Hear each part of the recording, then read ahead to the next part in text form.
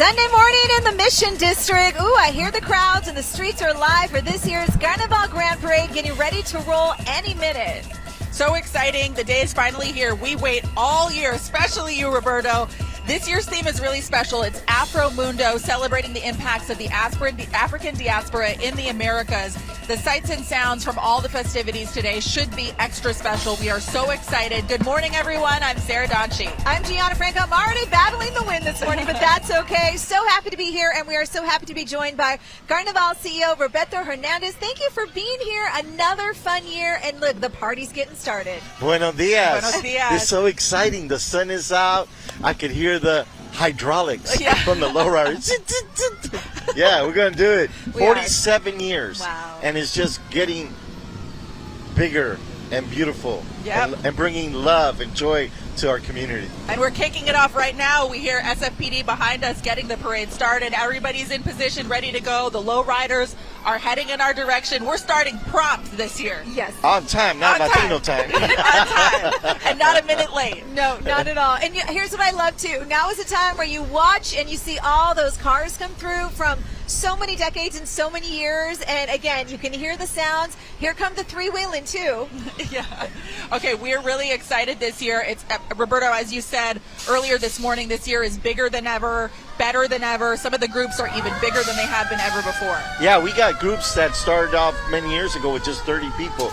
This one particular group you're going to see has 400 people that are going to be dancing in the parade. We also have this year Cuicacali for the first time ever is going to be in the parade, and they're going to be doing the Mexican baile folklorico, which you're going to be amazed. It's going to be so fun. We can't wait. They already had their blessing ceremony earlier this morning to make sure that everyone was ready to go. The good vibrations are high this morning. And this is one of my favorite parts of the parade, the very beginning, and I love the very end, but the very beginning, the lowriders, so exciting. I am so happy to see them here. It seems like there are even more than there usually are. Yeah, so the San Francisco Lowrider Council, that's been around for 47 years, is the host and invites not only its members but other lowriders from as far as Sacramento to as far as Fresno that come and join the Lowrider Parade, which has been a tradition from the very beginning of Carnaval's history to start off with lowriders. If you like Impalas, if you love an Impala, this is the place to be right now. Every year, every color, every iteration. I've already seen, I think, 6 Impalas in the last 30 seconds, which is so exciting. The cars are absolutely beautiful. And every year we see the kids riding in them. I already saw a car seat, in case you were wondering. And that's the best part, because when you see these cars drive by, you're seeing grandpas and dads and moms and daughters and sons and just enjoying the vibrancy of it. And I just love how it's such a family activity where everyone sort of gets involved. And the colors, my God, the paint jobs on these cars are just stunning, waving the flags. Hi! And each car is different. You'll never see two of the same of a kind, which is in talking about paint. Yeah. They're custom colored, right? And it's really unique how every lowrider in their heart and soul, they figure out what I want to have on my lowrider, right? And so some of these cars, the paint jobs cost from $5,000 to $30,000, and some of them it takes up to over 2 years to do the design and the actual paint, and the most important, the preparation, because you got to primer the car down. Some take it down to the bare metal and start from there, and then primer it, wet sand it, primer it, wet sand it, and then paint it. And then the last step is to actually put the clear gloss and then buff it out, and you're ready to roll. Wow, what a process, what a process. And I love seeing that too, because I think, as you were saying with the colors, there is probably a little bit about, what goes into it, thinking about it, like who they are, where they're from, what they love, and why they pick these colors. And how beautiful are these cars? I know, they're gorgeous. Today is a team effort. Anne Makovec is on the street for us. She is as close and personal as it gets. Anne, how's it going? Yes, you were talking about process, and that is something that goes into these vehicles that we are talking with Tone here from San Francisco, born and bred. Tell us about your vehicle. 396 Impala, City Lifestyle Car Club, straight out the Mission District. Okay, are there any tricks? Can it Oh, this don't jump. It's all original. Oh, okay. So you don't want this to jump. Yeah, no. It costs too much. And who do you have here with you? My wife, kids, and my homie, Cain. So tell us about the tradition of coming here and showing off. Born and raised, it's all about the culture, you know what I mean? Everyone come together. The mission is so diverse, you know what I mean? It's just what it's all about. That's what it is, the Mission District. Absolutely is. All right, have fun. Thank you. Good. Well, you guys, normally we have one of the cars that can do the hydraulics and do the jumping. We're going to find one of those and talk to the driver about what goes in to making this all happen. Oh, and I know you're going to find more than one, and I wouldn't be surprised if Anne tries to hop in the car. I think the only thing that's preventing her from doing that is the mic that she's tethered to. Well, Otherwise, the equipment is going to go flying. It's not just going to be the cars. Really exciting to see. We're going at a steady clip this year. I know. Yeah.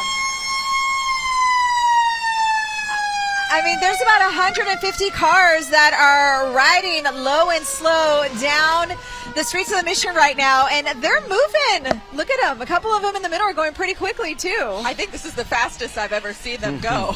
All right, Kevin Ko is also here, part of our team coverage.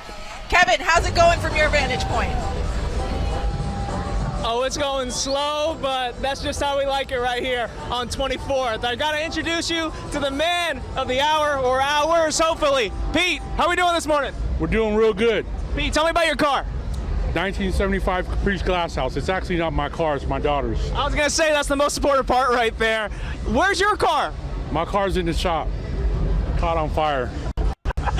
At least you got your daughters, but the key here is, Pete, the generational aspect of this, right? Like, how long have you been low riding, and your whole family's involved too? Yes, I've been low riding since I was like 10 years old. Started off with a lowrider bike. I do got to say something too. We got a man back here too, first cousin? Eric, yep. Big E. Big E from Vallejo. I need to say Big E, they are from Vallejo, shout out E40. And I do also got to say one thing, along this route, Pete's going to show us just exactly what this car could do. Pete, can we get a little preview? Yes, sir. Hold on. Okay. We good? It's just a little one. We got a little bit more coming for you. And guys, before you ask, yes, shoes are off. Respect the leather. Back to you. Oh, wow. He's respecting the interior and the upholstery. I know Rule that new pair of white socks you got. Oh, thank God he didn't wear the holy ones. But you got to. I mean, all the time, effort, and money that goes into putting these cars together, take care of them.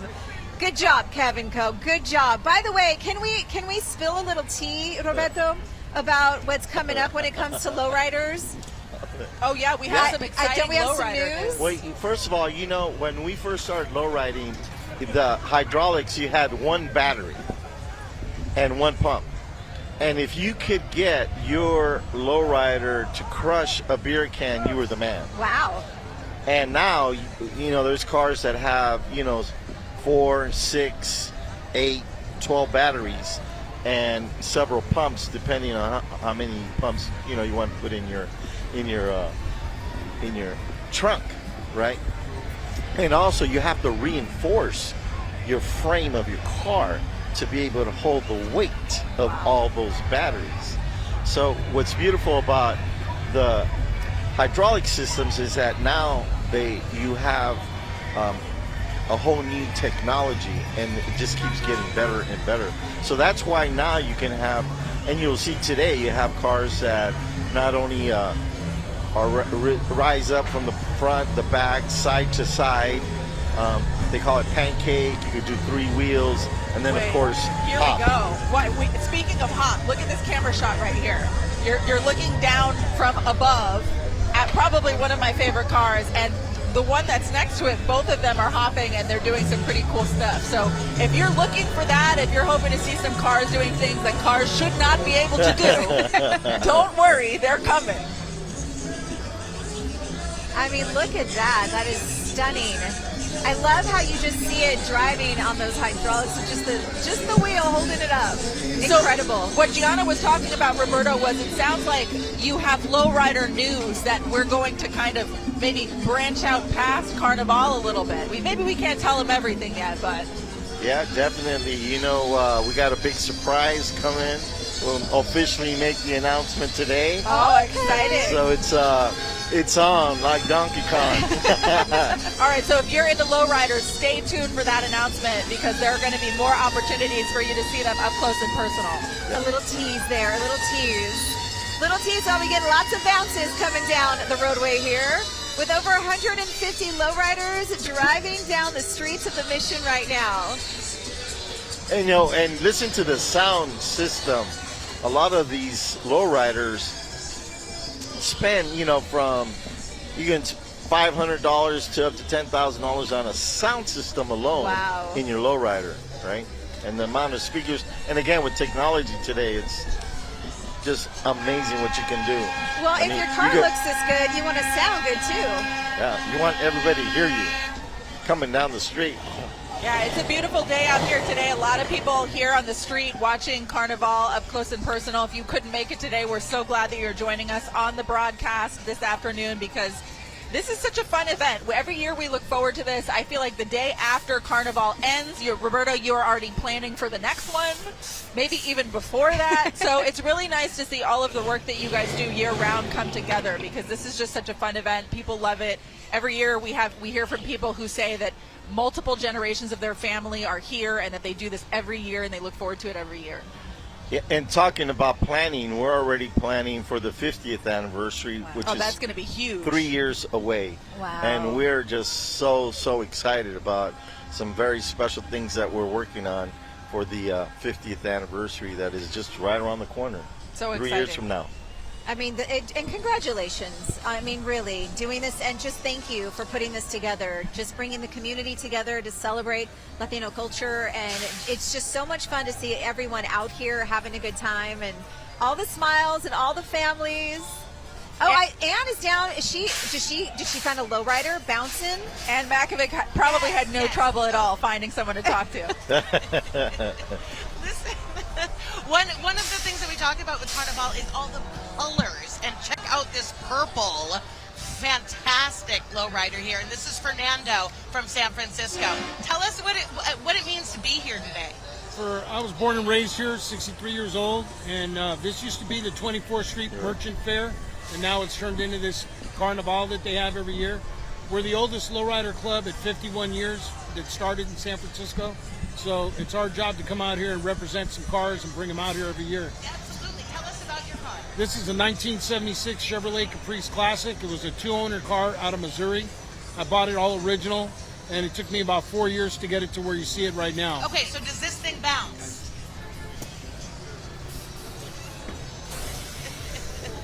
Does it bounce? That's a beautiful Awesome. paint job. All right, thank you. Thank you.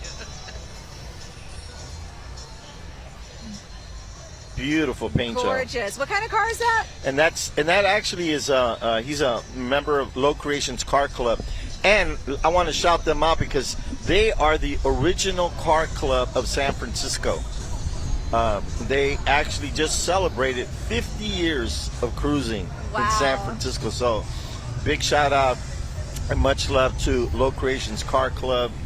I want to especially recognize Darren Ward and Jerry Grego and many of the original founding members of that club.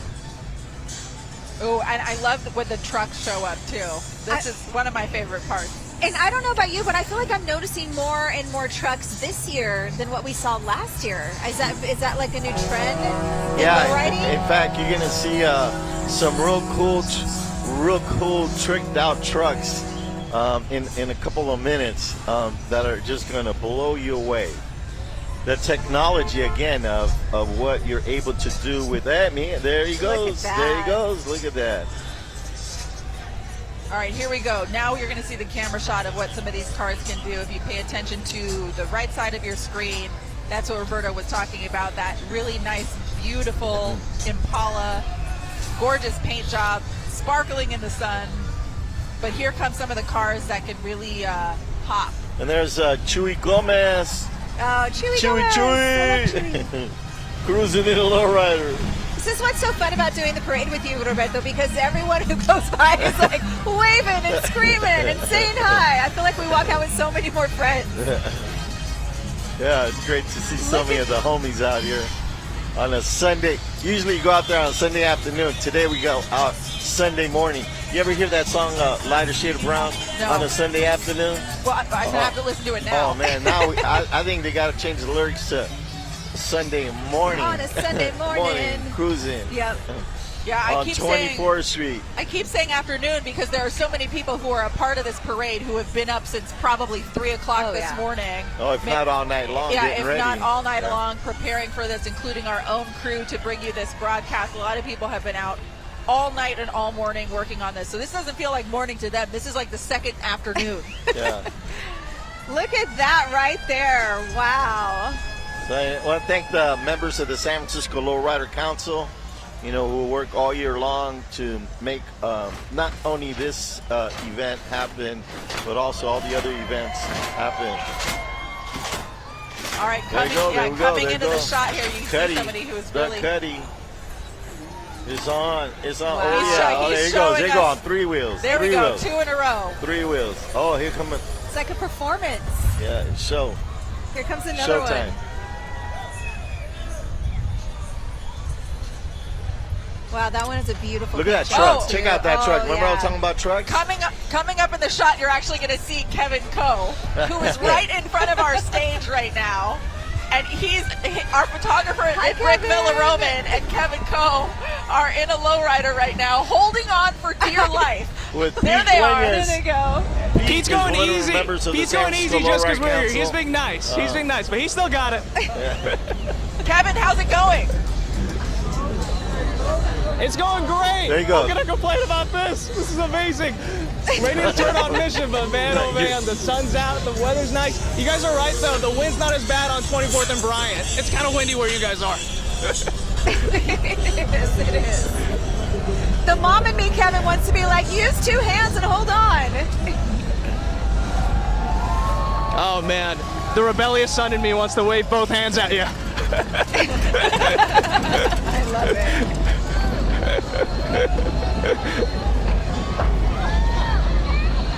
All right, so for those of you who are keeping track at home, we've got about 150 cars.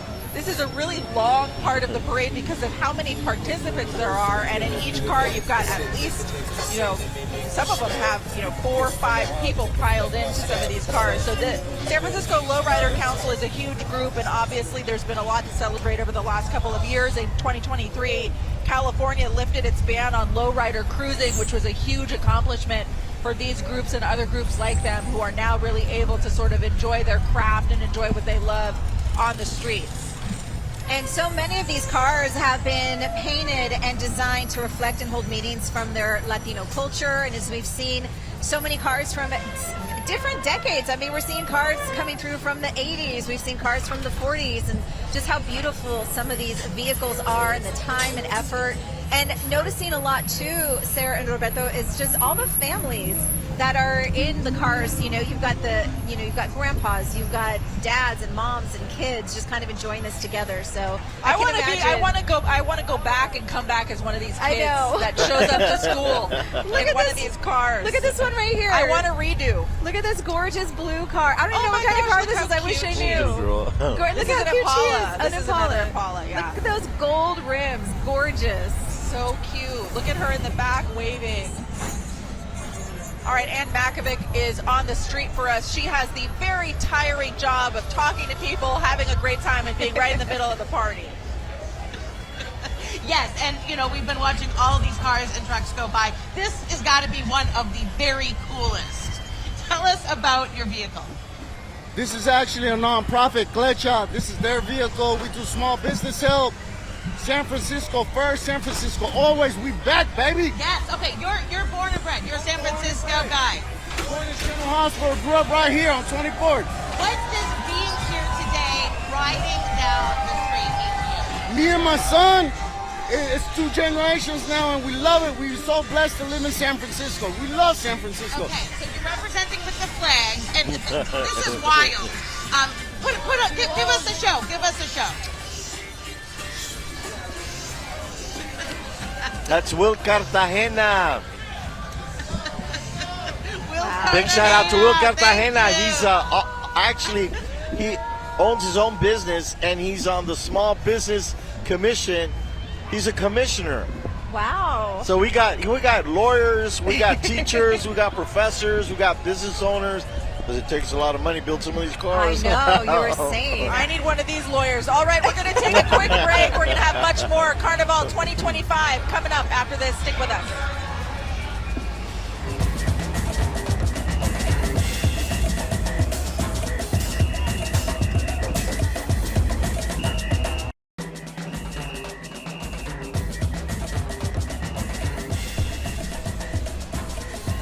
Welcome back to Carnival 2025. San Francisco, the Mission District is alive with the sights, the sounds, the colors, and the amazing San Francisco Lowrider Council. And there's John G. and Tracy Brown. Yeah, baby. Thank you, John and Tracy Brown, for putting it down and coordinating the lowriders out here on the parade for Carnaval 2025. I love how you know everyone, Roberto, and they know you. And we've just seen about 150 cars travel through lowriders. One of them is being graced by the presence of Kevin Ko. He's in the back of the lowrider with our photographer Rick Villaroman, with the best vantage point in all of the city. He's been baptized. Hey guys, his first cruise. Pete actually just turned his music up. He's turning it down just for us right now. Pete, I gotta ask you about the Chalou Club. Can you tell me real quick who you're representing? So I'm the founder of Chalou Car Club. I'm also a member of the San Francisco Lowrider Council. That's why we're here today. I give a shout out to my council brothers and my club. We truly found a needle in a haystack here, because in the Lowrider Council, you said you're the only one who's not based in the city? Correct. Man, and you're all the way out in Vallejo. Yes. And what are you doing out there in Vallejo? What's the club? So my club, we actually do a lot of community work. We do shop with the cop at Christmas time. We do we do 2 Christmas shopping sprees. We do two back to school shopping sprees, and we also give back into the community for feeding the homeless and stuff like that. Yeah. Guys, the number one thing I can tell you, talking with Pete, is he obviously loves this car. It's his daughter's car. He's not really showing off as much about the car as he is about the club and the different community outreach events and all the work they do in their community out in Vallejo. He's very proud of that. What Pete is telling me actually is that the car, it's more of a conduit to get to the stuff that matters to him, the community, the relationships. And yeah, he's nodding with me. I know he agrees, but at the same time, we got to get back to you guys, because Pete, show me a little something. Kevin, we couldn't agree more, and that is so good to hear. And I love hearing the stories behind the people behind the wheel. Got you all morning. All right, we're going to direct your attention out here to the streets, where we just saw the big Carnival letters pass by. Viva Amor y la Lucha con Samba Ritmo. Vibrant, colorful costumes, drums. We had lowrider bikes come through. We had a lot of action in the last couple of seconds. We're off to a very, very good start, and some members have been participating in Carnival since the early 90s. So this is an annual tradition for so many people to come out, not just to watch the parade, but to participate in the parade. Look at how cute this is. This is Los Chinelos de Morelos. They're a vibrant Mexican folk dance group known for their lively performances and the cutest train I've ever seen in my life. It's adorable. I love the colors. That's how I want to roll through the parade. You know those kids are having a great time. Well, they're in training for lowriders. Yes. That's how you start. That's how you start. And you know what's so amazing is that this group is first time ever in Carnaval San Francisco. Oh. And I can't tell you how proud I am to have them with us this year. Because a couple things. One is, you know, when you think about Mexico, a lot of times people think that it's just mariachi and baile folclórico. But if you go to the different regions within Mexico, there's different tradiciones of music and dance. And so today, it's an honor for me to have today in Carnaval San Francisco, which has been a dream of mine, to have them here performing and dancing, because they've never been in Carnival. So this is something very special that we're in a treat for today. And you're right, you're getting an opportunity to see more and more of the different styles of Latino culture. As you said, you know, it's not just mariachi and ballet folklorico, there's so much. And so many beautiful, and I'm always taken back and in awe of just the vibrancy and the colors. And you get so much of that and when you see it, but when you're down here, experience it. And hopefully this is coming through when you're watching it as well, because you've got a front row seat to all of this. But the enthusiasm and the energy and just the love of culture, it really resonates throughout the streets. Anne Makovec is on the street with a ground point of view of some of these beautiful dancers and costumes. Anne, what are you seeing? Yeah, the ground is where the action is, certainly, and that's where all these people have come to get this bird's eye view of all of the party here. And we're here with Cassandra and Melanie, who are San Francisco natives. Their roots come from Mexico, and they come here every year. Tell us why. It's just fun to see all the crowd with the performing and all kind of stuff. Well, for me, I come every single year with my family because Carnival is so much fun, and it also is a chance to have culture and express their happiness and how they have fun. Absolutely. What's your favorite part of the parade? Mostly I like the Lowriders the most because they could do like any talents or anything, and that's all. Your favorite part? Well, I actually don't have a favorite part because I love the whole entire parade. It's always been my favorite since I was little. I always have fun, but no matter what float it is, because it's always been my favorite. My only favorite part is to just have fun. Absolutely. Okay, and you are. Thank you for spending some time talking to us. We're going to be talking to a lot of the people that are out here, got here early in the morning to get this view. In the meantime, I'm going to send it back to you guys. And thank you. I mean, gorgeous seeing what's coming through and talking to everyone out there. Yeah, we'll be checking in with Anne throughout the afternoon and morning. So what you're seeing now, Xoco al Don za Azteca, coming through the streets right now. These are gorgeous, gorgeous costumes representing the sacred aspects of nature. Comparsa does the opening ceremony before the parade starts. Just to give you an idea of what you're looking at here. And everything you see in here is a traditional ceremonial art form, and the headpieces are just stunning. Yeah, Xoco al Don za Azteca always comes with just the most beautiful regalia. I mean, they do that, like Gianna said, they do the blessing ceremony before Carnival begins. What you're missing, unfortunately, if you're watching television, is the smell. It's beautiful. I mean, it just, every time they come through here and every year, that's the first thing that you notice, even before you really see or hear them. But the regalia is beautiful. They've actually performed with Carlos Santana, the Giants, the Warriors, Willie Brown, all kinds of indigenous groups. So they absolutely have the credentials. And it's beautiful to see them every year. It's always a great way to start the parade. And what's beautiful too, I talk about the smell, it's copal. You know, the copal is used as part of our indigenous tradiciones to cleanse our community. And so I'm very grateful to them for cleansing us today here in the neighborhood, because we can all use a little bit of cleansing, yes. right? Yes, we can. And also cleansing is part of, you know, ceremonies that they do, and for weddings, for quinceañeras, and even when people pass away, you know, so I'm really grateful to them. But I also want to recognize our brother Miguel Martinez, who's one of the founders of the group, who's passed on, and I always remember him because he started doing the ceremonies with him. Some of the indigenous members that we see here representing some of these groups of the American Indian Cultural Center of San Francisco, they've got 125 members, and they use the tradition of powwow and intertribal dance. Their participants wear these beautifully adorned regalia to reflect their cultural identity and their stories, and of course, as always, they have the drumming.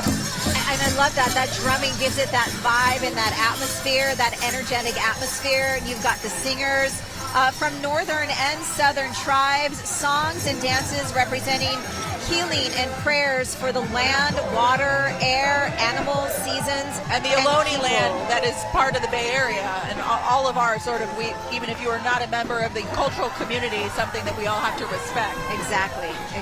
And I want to thank the Ohlone people of San Francisco for allowing this intertribal community to make this area a home from from home. You know, and I also want to thank the American Indian Cultural District, which was founded here in 2020, recognizing, honoring, celebrating the American Indian legacy. This is the San Francisco Public Library's bookmobile team. They teach, they reach people of all ages and abilities across the city. Obviously, San Francisco Public Library, as a resident of San Francisco, does a lot for the community. Adults, children, tons of outreach, tons of literacy work. They offer amazing services at the many libraries across San Francisco. I challenge you to find a city where you have as many libraries as you do in San Francisco, pretty much in every neighborhood and every community. And they brought the bubbles. Yeah, They brought the bubbles. I love the bubbles. And what's so exciting is that now the San Francisco Library is archiving all of Carnaval's history. So there's going to be a section where you can go learn of the history of Carnaval in the main library here in San Francisco. All right, we are being passed right now by the Frontline Essential Workers of Labor's Union 261, representing San Francisco, San Mateo, and Marin. They work to make sure families have livable wages, pensions, and health care benefits. And what's great is they're carrying the flags of all Latin America, all of the Caribbean.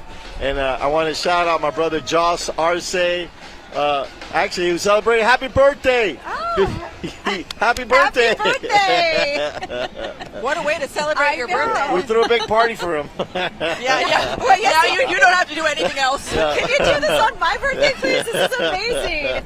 Imagine having your birthday on Carnival. Yeah, isn't that great? All right, let's check in with Anne. Anne had a birthday not that long ago, so, you know, Happy Anne, it's a birthday. belated party for you. Happy birthday, Ann. Thank you. This is a party for everyone, and that is what I love about Carnival, because we are out here in the streets and everybody is having an amazing time. But there's also this depth because we are celebrating culture. I've been talking with Eva here. She is San Francisco born and bred. Tell us about what this parade, what this festival means to you. I was born and raised in the Mission. My mom immigrated here in 1976. I was actually the firstborn citizen here in the Mission from my family, and just her roots, you know, from the culture of the Latino barrio. When we were growing up, it was all Latinos. Now it's diverse. But just to know that this tradition of Carnaval has not changed, I love it, you know. I'm seeing emotion when you talk about this. I love it, you know. It's my barrio. It was where I was born, where I was raised, where I learned how to walk, where I learned how to drive, you know, and just having my mom still here with us, it's kind of emotional.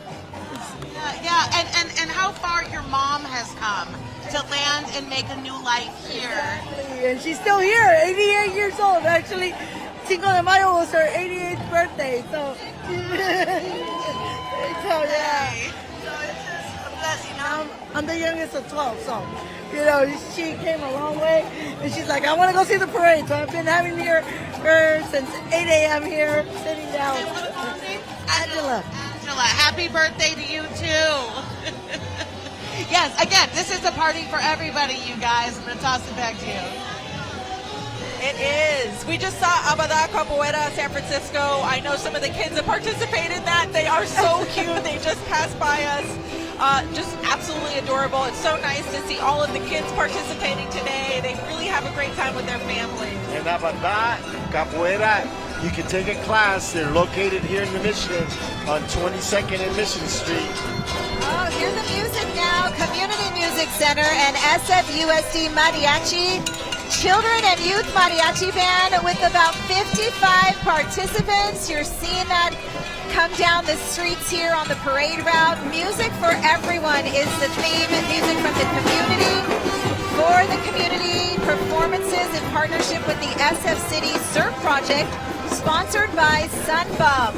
Shout out SFUSD. I am an SFUSD fan. I love it. It's very nice to see them here. It's nice to see them represented. And it's also nice to see how SFUSD really incorporates culture in their curriculum in a lot of the schools. We celebrate all kinds of different events throughout the year, so it's really nice to see them here today. And it's great is that, again, the Community Music Center is located here in the Mission District on Cap Street between 19th and 18th. And in fact, they just expanded and now you can take a lot of classes for free in music. So there's always an opportunity to learn música. It's so important. It's very important. As someone who loves music, my family's a whole family musicians. This is my favorite part when I see music come through, especially when it's mariachi. So that was nice to see coming down. That's right. You are a family of musicians, aren't you? I am. Even the kids. Even the kids. I grew up with mariachi with my mom and my tío and my whole family.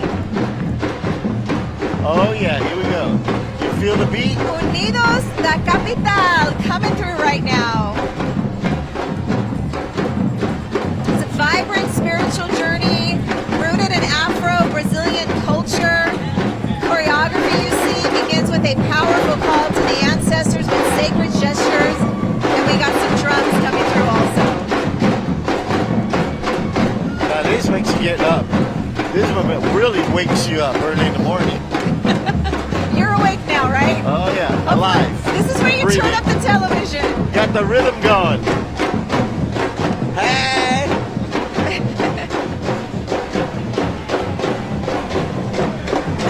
Amores!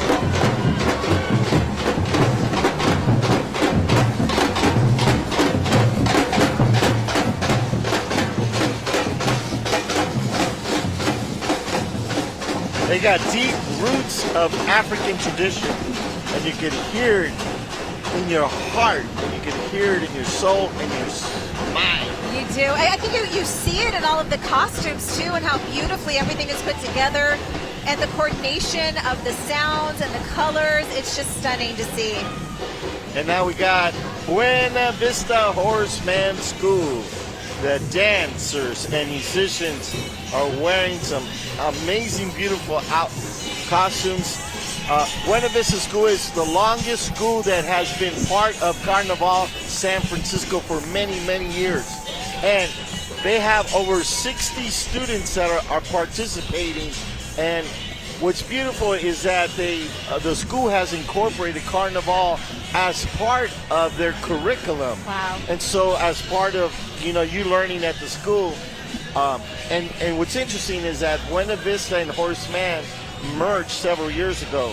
So it's one of the model schools where you start at kindergarten and you go all the way through the 8th grade. And so their theme is Raíces Afro-Latinos, African Latin roots, celebrating the legacy and cultural contributions of Africa to the Americas.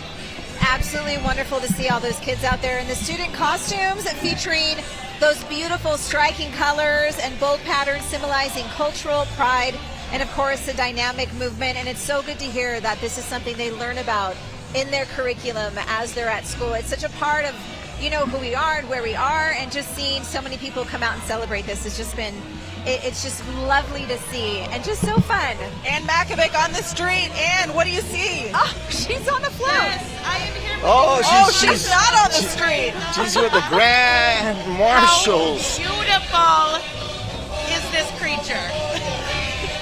Tell me, what is it like to be the Grand Marshal and be standing up here? It's such a wonderful feeling to be celebrating while you're still alive and be recognized by the work that I have been doing for so long. I love culture and I love being connected with people from all over the world, and that's all my life has been. And so this Carnaval is this. It's the opera of many cultures being celebrated together in the street of San Francisco. This is the best. And everybody can see in the streets, even if you're not parading, but you can be watching and recognize yourself in the costumes of each group you're performing here. So it's wonderful. What do you want people to take away from this experience? Is that diversity is cool, and we should respect and love one another. The difference is nothing wrong with. The difference makes the world more colorful and more diverse. Okay, you are beautiful. Let's get your fur back. Not lose fur along the way. That's the mantra. I'm going to toss it back to you guys. But John Santos, one of our Grand Marshals this year, he was on the original Carnival committee in 1978. Wow. And he's been a Grammy Award winning, 7 times been nominated for a Grammy. He has performed with Santana. He has performed with Tito Puentes. He has performed with Malanga. John Santos has performed with so many artists throughout the country and in Latin America and the Caribbean. And so it's great to, and that's why we're honoring him this year as our Grand Marshal, right? Number one. Second of all, is that he's a composer, he's a professor, he's a teacher, has taught a lot of children, young people, and adults. He's taught at Fresita Center, the Mission Culture Center, and the list goes on. So it's beautiful to have him and to honor him this year as our Grand Marshal. And so now we have on set, are we ready? We're going to take a quick break. We have a surprise for you coming up. You don't want to miss it. We're going to take a quick break. We'll be right back after this.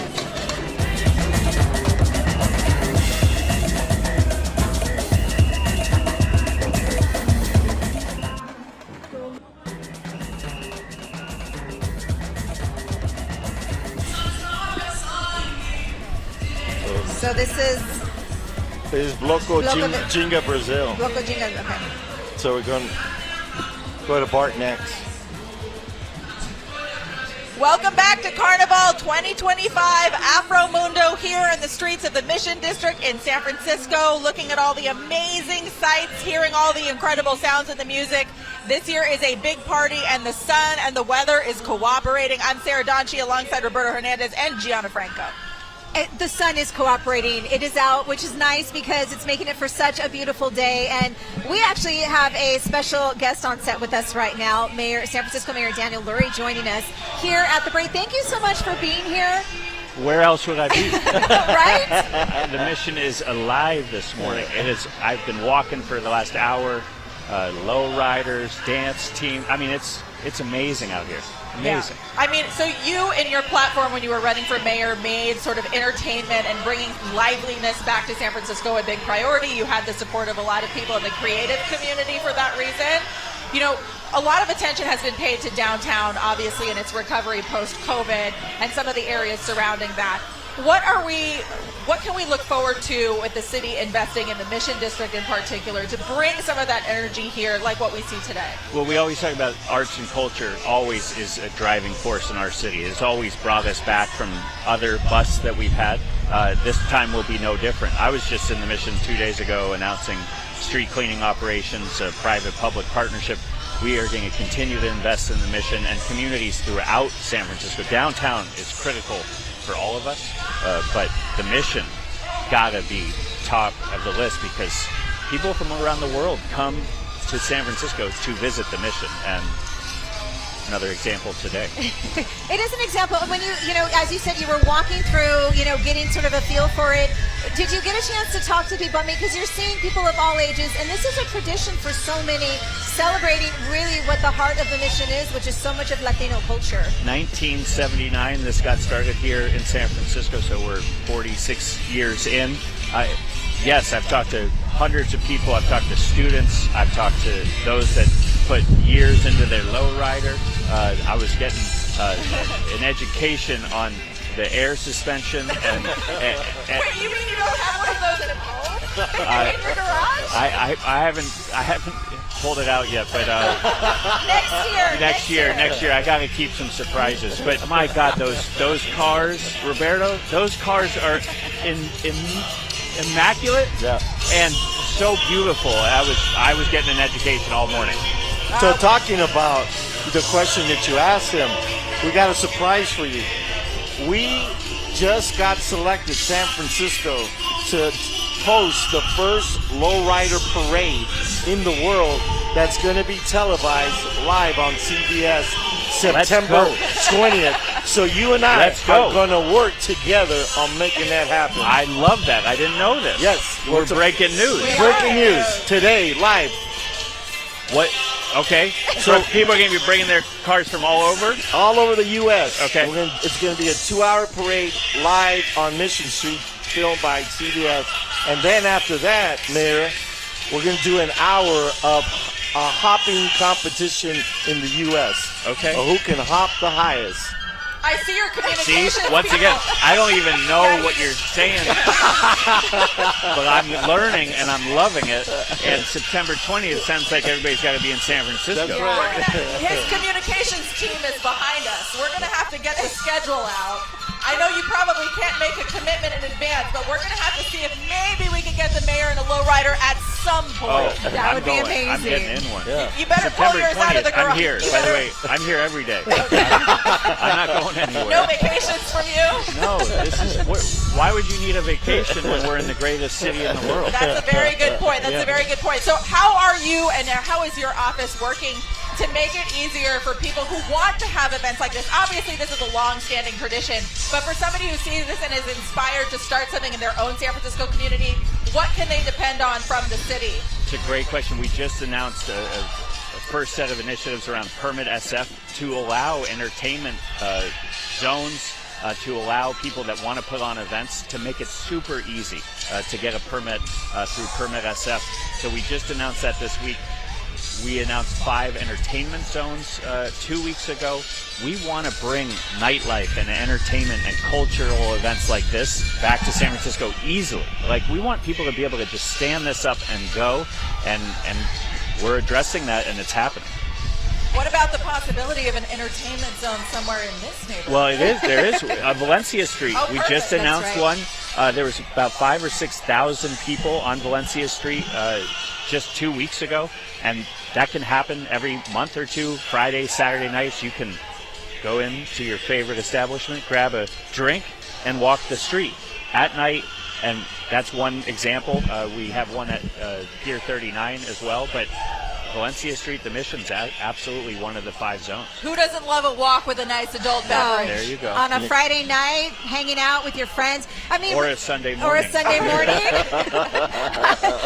We're going to need some cups up here. No, I mean, really, San Francisco really was where it was at when it came to music, especially, LA's down south, but up here in Northern California, this is what you had. You had so many great bands and venues that would come through here and get their start here. So it's good to see that we're opening up that opportunity again to bring it back.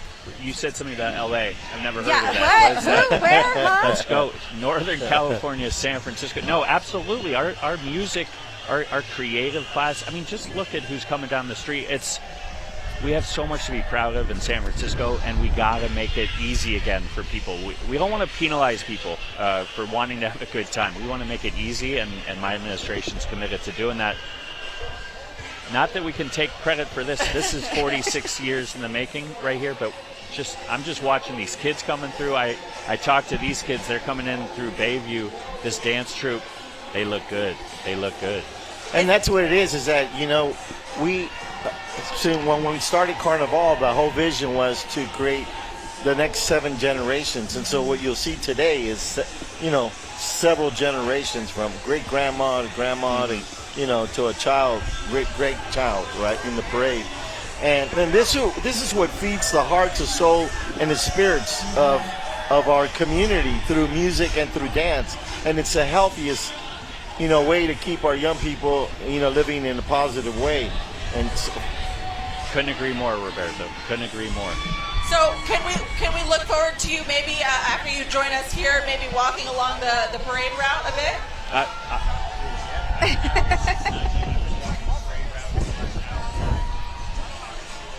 Just, by the way, not too hot. Yeah. A little windy. A little windy. You don't control sunny. that, to be fair.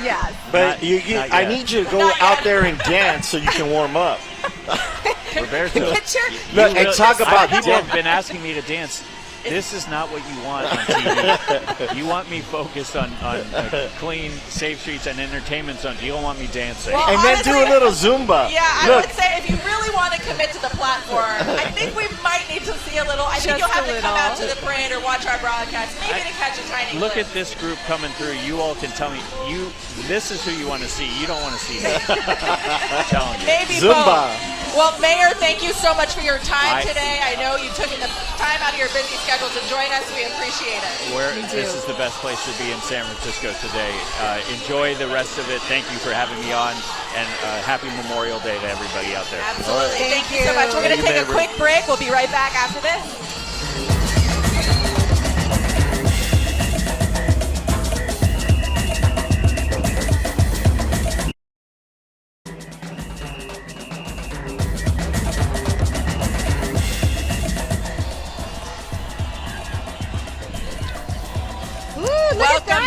KPIX and Carnaval 2025 Afro Mundo. This is the Sepia Lux art car. This is a new addition to Carnaval. Wow. It's a 35-foot long, 15-foot wide animatronic. It's an inflatable cuttlefish, originally designed and built for Burning Man.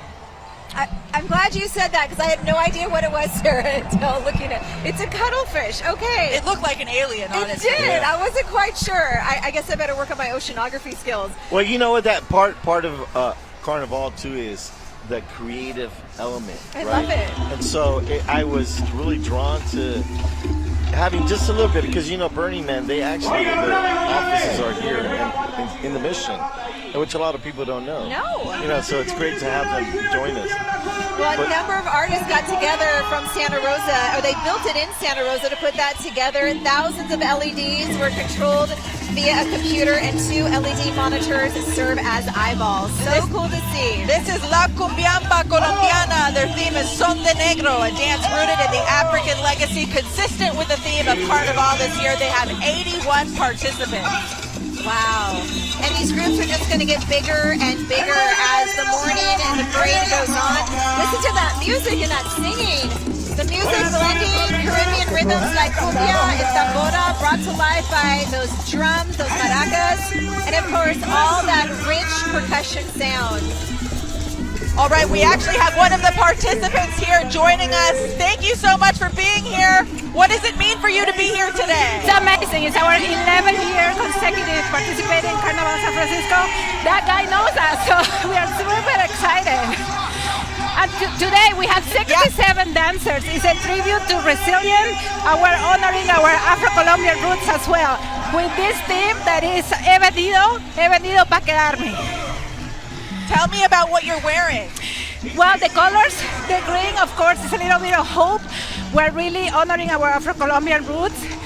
We were a slave at some point, and now we really want to make sure that we give our presence here during Carnival. I'm sorry, I was running. Yeah, it takes a lot of energy to do what you're doing. How do you stay strong throughout the whole parade? The public, the energy that Carnival brings to all of us. These guys have been rehearsing for 5 months, more than 40 hours. So it's a lot. Some people commute 2 hours, 2.5 hours to get to rehearsal. It's exciting, you can tell. Oh, wow. Hi, Roberto. Thank you. She says hello. Thank you for having us again. Buenos días. Que viva Colombia, que viva Carnaval. Thank you for putting this together. We love it here. Que viva Colombia. Amen. Huepa, huepa, huepa, hey.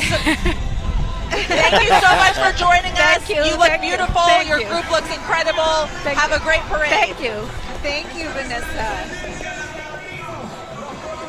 All right, look at this is such a lively group, and it's so nice to see them today, and they're always just so warm and friendly, and it's really nice it's just a nice reminder that, just the theme, of course, is the African diaspora this year, and there's so many participants from so many different countries and cultures who are all sort of connected to that. Yeah, and those colors are so bold. They're beautiful. They're just beautiful, The men wear those vibrant shirts with white pants and those iconic sombreros. I love the skirts and how beautiful they look when they're dancing, and they're used right there when you watch the movement. It's just gorgeous with the colors kind of coming up, and they even have these beautiful statement earrings that you're going to see. The poleras, those are the dresses, the poleras. And you hear that music, and it's so, when you're sitting here watching this, it's so vibrant and lively because as everyone comes through, you hear the music, you hear the percussion, you hear the sounds, and you hear the crowds and the cheers from the people watching, and how excited they are to see some of these groups come through, and how beautiful and wonderful they are, and just having so much fun with everyone as they kind of walk around and see all this. Oh, this is it's such a beautiful day. It's so exciting to be here. The mayor seemed like he was having a lot of fun and having a good time. Roberto, the only thing that I think could make this day any better is chicharrones. Oh. Hey, you want chicharrones? That would yes. be great if somebody brought us some chicharrones because I smell them. I think they're making them right here in the corner at La Gallinita. We'll have to save some for Anne Makovec, who is on the float once again. She is hopping on and hopping off like nobody's business. And I am here with royalty, you guys. This is the queen of Carnaval, Joelle.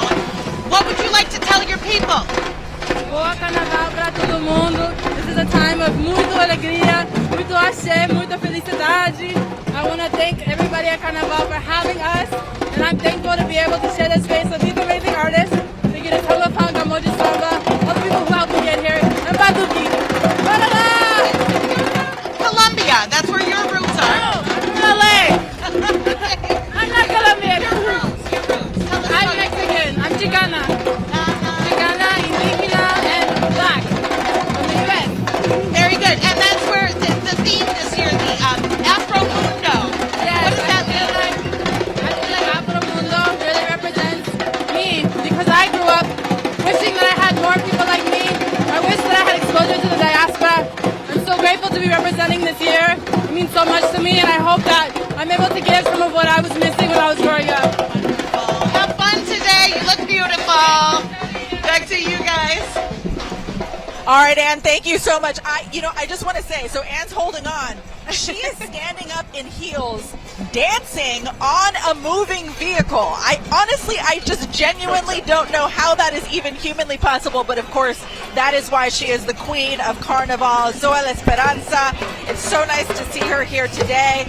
And consistent with the theme, Afro-Mundo, we just want to call attention to some of the African diaspora and the culture here that's a big part of Carnival. This next group absolutely is a part of that. They are Oyanike. They're West African and Afro-Cuban dancers.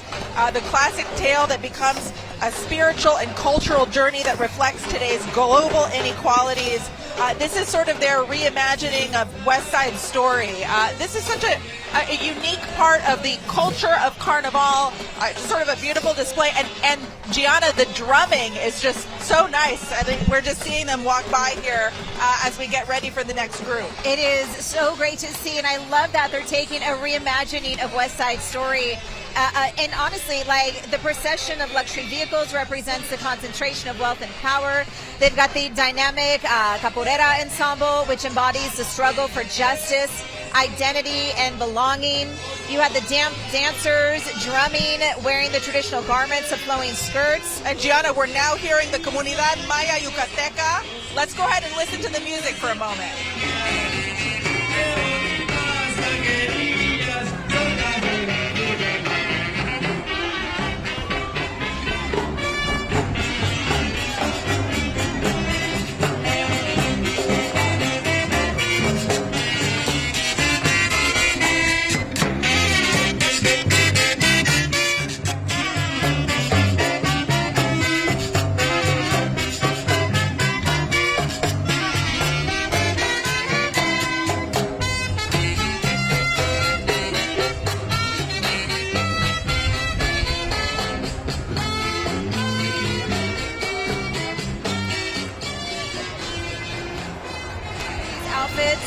Also known as the terno, an intricately hand-embroidered dress, and you can see all those adorned motifs of flowers, and sometimes you'll see birds, plants, and animals, often reserved for special occasions. These are absolutely beautiful, and they're carrying these baskets with all of these flowers, the hairdress of flowers, and the ribbons, and the embroidered shoes and jewelry, all part of representing part of their culture. And Sarah, I love seeing the little one. There's a couple of little ones coming through too, and how beautiful do these sweet little girls look dressed like this? They always show up and show out, Roberto. Every year this group is always impressive. Just, the ornamentation, the music, the tradition. This is always a very impressive group, and they always show up for Carnival in a big way. And it's a growing population here, especially in San Francisco and the Bay Area, of people from, especially the Yucatan, who are Mayan, and from Guatemala. There's a growing population that is part of this organization. It started in 2003. And what's really unique about the Mayan, again, from Mexico, from the East Coast, right, is that they have their own tradiciones, their own music, their own danza, and it's that region what we were talking about earlier, right? And they have their own indigenous dialect. They don't even speak Spanish. I know, it's amazing. I've been in parts of Mexico, like, just in areas where it's a completely different culture. It's something that's why, Mexican culture is so diverse. There's just so many different sort of amazing cultural qualities and traditions. what I love about Carnaval is that it highlights all of that. Yeah.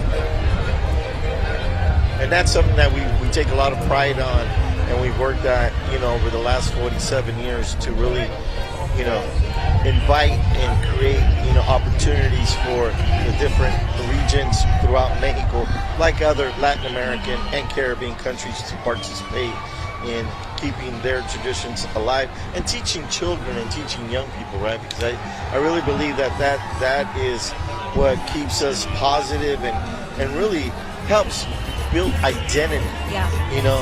Is especially in this country, is for you to learn who you are. Because once you learn who you are, then you become a whole person.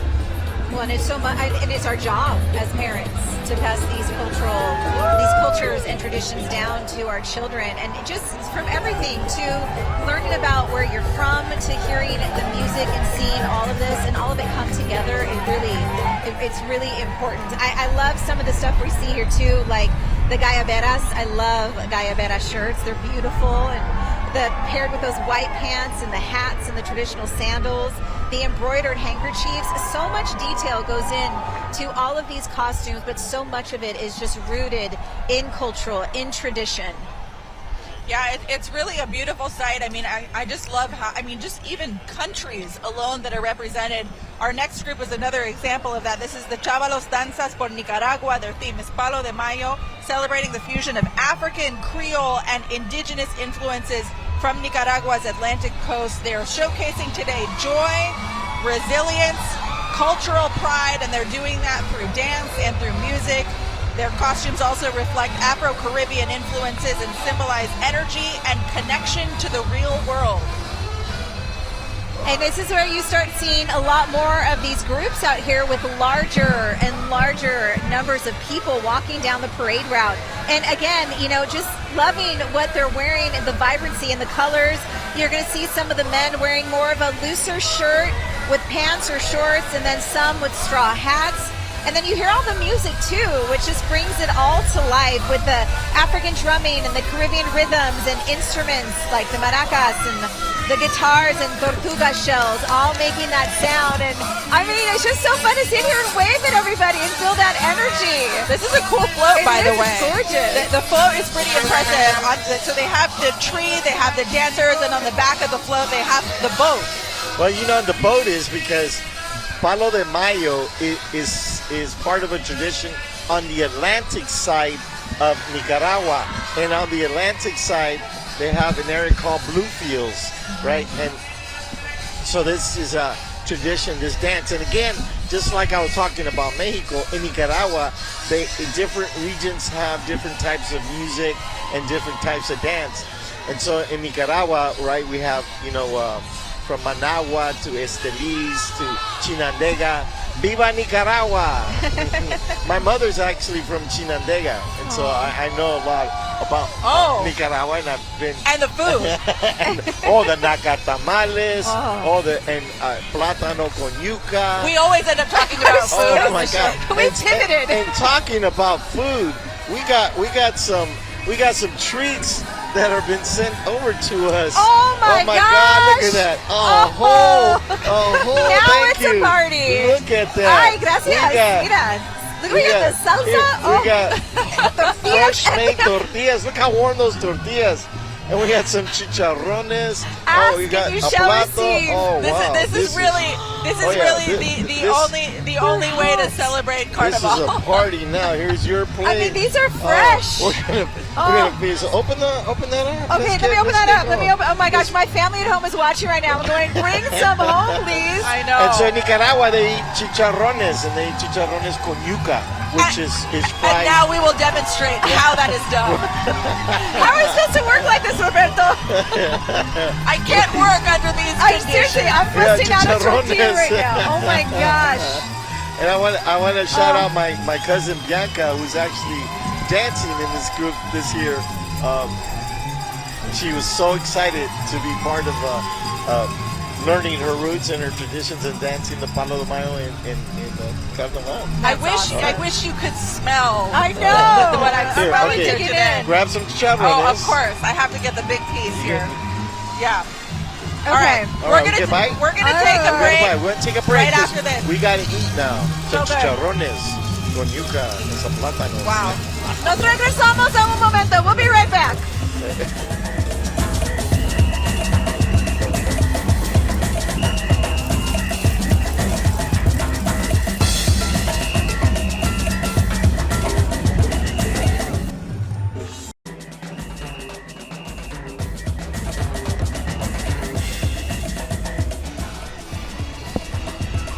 Welcome back to Carnaval 2025 San Francisco in the beautiful, sunny Mission District. This is our live coverage of the Carnaval Parade. I'm Sara Donchey alongside Roberto Hernandez and my friend Gianna Franco. And we were having so much fun seeing all these wonderful groups come through and the families and the people out here just enjoying a beautiful day here in the Mission in San Francisco. We have just been delivered some chicharrones, homemade fresh tortillas, salsa. I mean, we could not be doing any better than this. We might ask for some bebidas, something to drink here in a minute too. I mean, if you hear crunching in the background, it's not the dancers. It's not. It's the chicharrones. And right now you're seeing Ballet Folklórico Pueblo Nuevo. Hi! As we enjoy our food. This comparsa celebrating the joy and vibrant spirit of traditional Mexican dance from the state of Sinaloa. This is what I grew up on. I'm so happy to see this. Choreography exhibits the energy and happiness of Sinaloan folk dance, the colorful costumes. And if it sounds like it's getting loud, we can thank Telemundo for that. Yes, we can. Turn up the music and the dancing.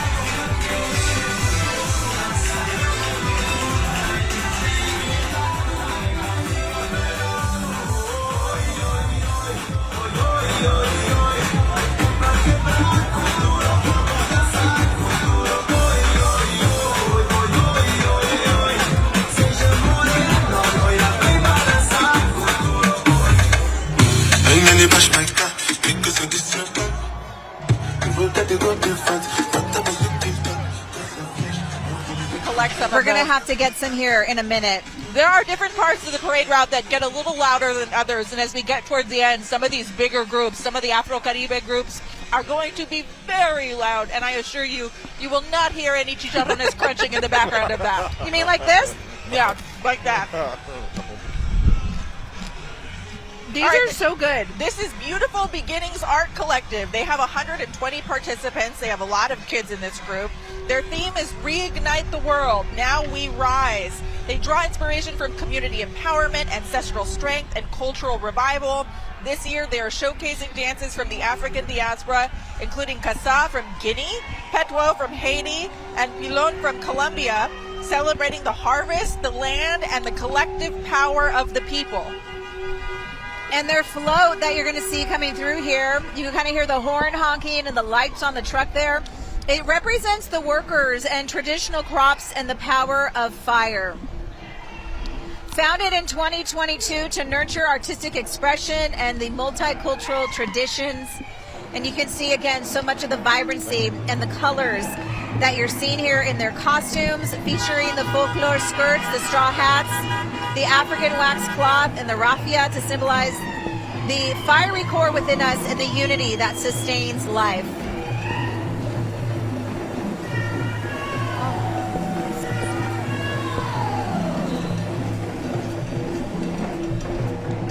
Reignite the world, now we rise, is what the float says. Restore the land and renew the people. Get ready, because the vast majority of the participants in this group are coming behind this float. And they have drums, they've got music, they've got dancers. Let's go ahead and listen in to some of the drumming and the percussion.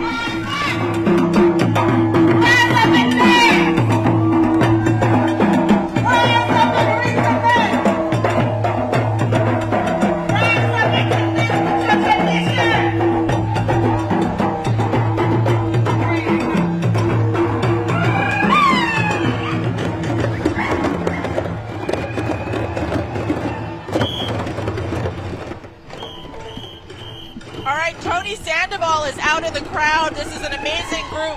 Tony, what do you see? It just looks amazing. First of all, welcome back here to the Mission District. El Corazon de la Misión for our 2025 Carnaval. It's beautiful. You know, the lowriders already passed. It's tradition for the last 50 years for them to start the parade. And then the Aztec dancers, but you can still smell the copal. So this whole area is blessed, and we're ready to party. You know, folks have been here. They come here every year from all over the world, and some of them not that far. We have some folks here that's Margarita. Margarita, where are you from? I am from San Francisco, living in Richmond, and I'm so happy to be back home in the Mission.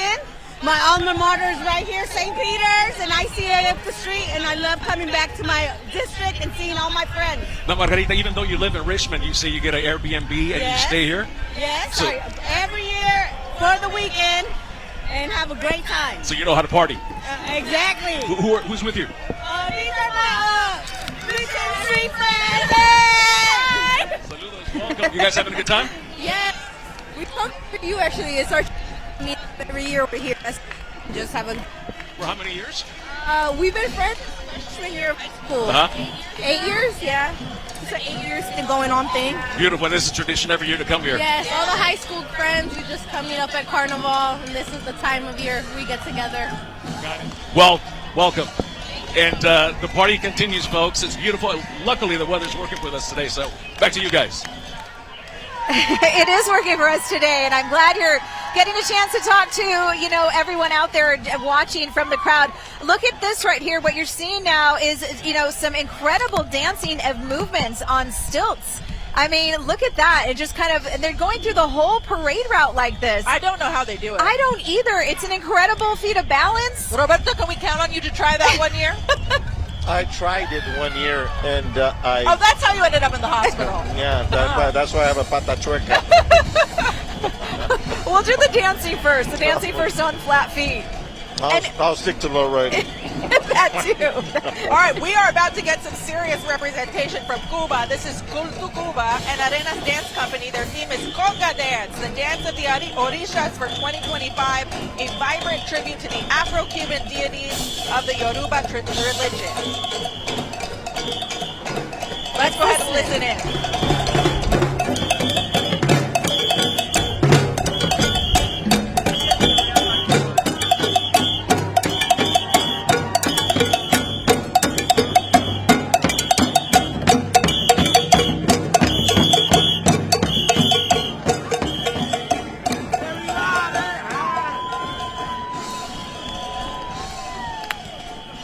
I love the costumes too that are coming through. Once again, I feel like every time we see everyone come through here, you're seeing all these vibrant, beautiful colors.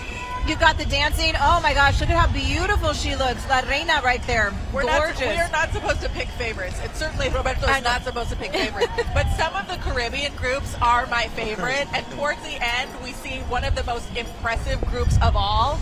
They have hundreds of members, and they always kind of just round out the parade so nicely. They really bring the party. They have probably the loudest sound system of anyone in the entire parade.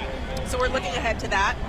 But Cultu Cuba really has brought it this year. They've got a lot of kids with them. They've got just a lot of beautiful, costumes and just culture. And it was really exciting to kind of see them come through today. They brought on the rumba, the son, the mambo, and the conga. They brought it all. The next group is Carimba Africans. Their theme this year is African Footprint, honoring the resilience and the resistance of Afro-descended roots through folklore and contemporary dance.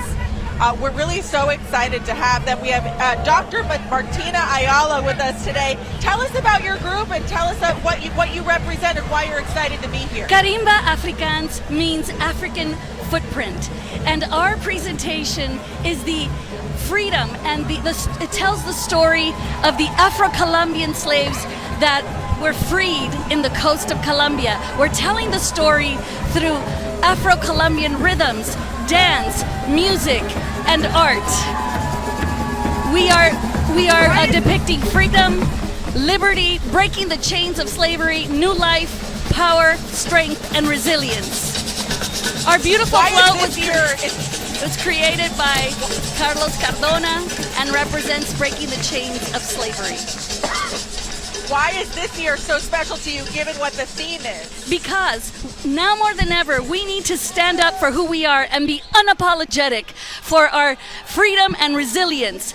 Our right to exist is a form of rebellion and resistance that the new generation is pushing forward. And how you're seeing some of this symbolism in the dancing and the movement. Tell us a little bit about that as we kind of listen. This is mapale.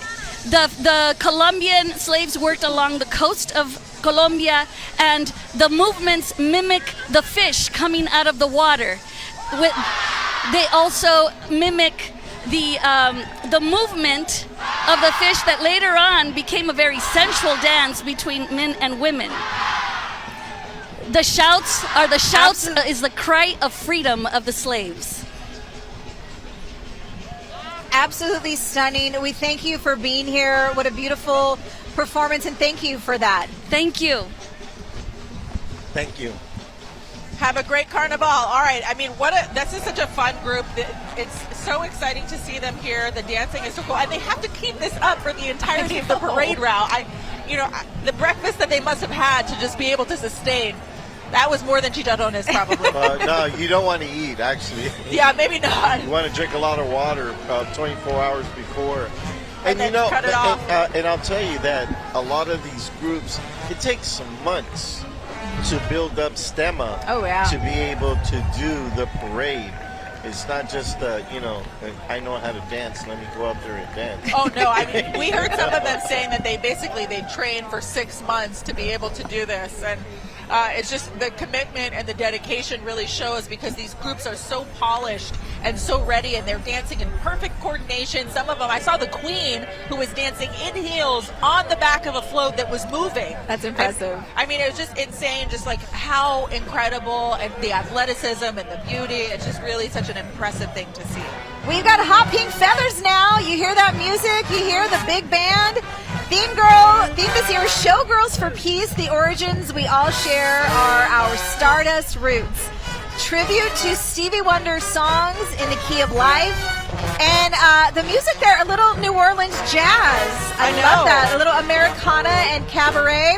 I just spent a week in New Orleans last month. Yeah, I mean, so you're hearing a lot. And seeing them do the second line in New Orleans is such a tradition there as part of what they do, and here we do it as Carnaval. So it's nice to have a little bit of, we're dipping into other traditions too. We're seeing some of that with the music here. Well, that's one of the wonderful things about Carnival here is that we had like a little Mardi Gras, in New Orleans. Yeah. I've been there, and let me tell you, their Mardi Gras, their parades, and their food. Talk about food. It's amazing. The beans and rice. Oh my gosh. I didn't want to eat it because I grew up eating rice, and I was like, but finally the last day I was there, I ate the rice and beans just out of curiosity. I was like, oh my God, I should have been eating this all day. every day. The whole time I was here. This is Asia Shriners of San Mateo. They have helped disadvantaged children achieve their best lives since 1883.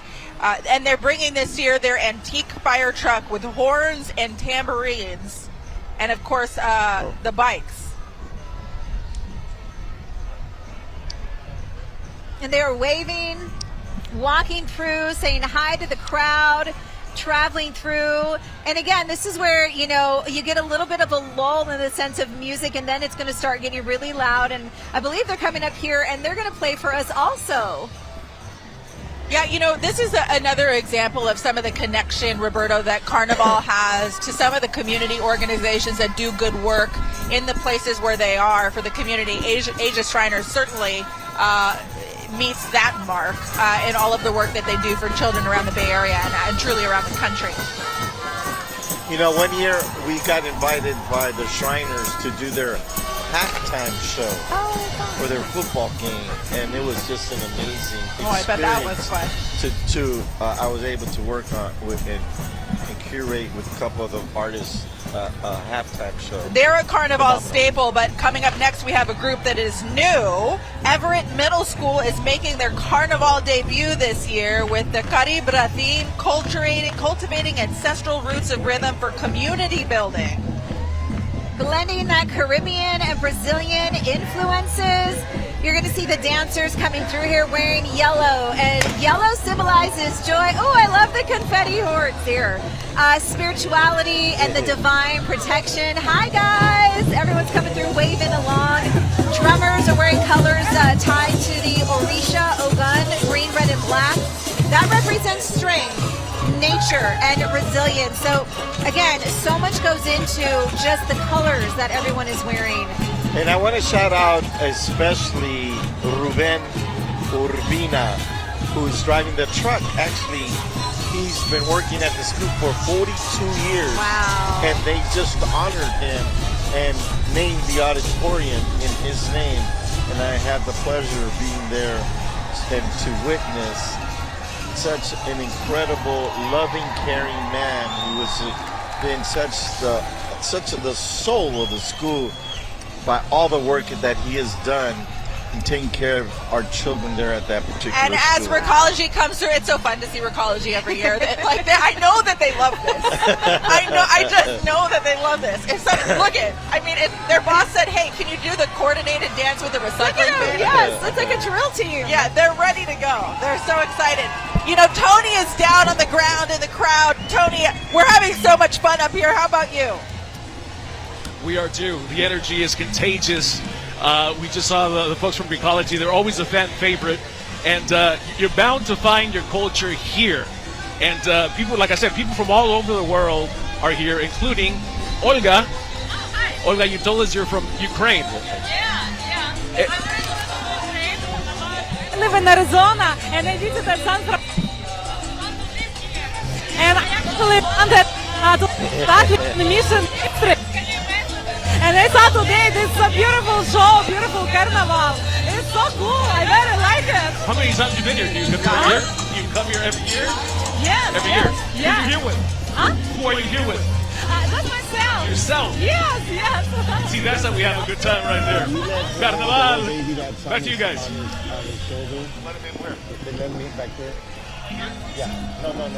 All right, we have seen so many great groups come through, and of We course, have another good one coming.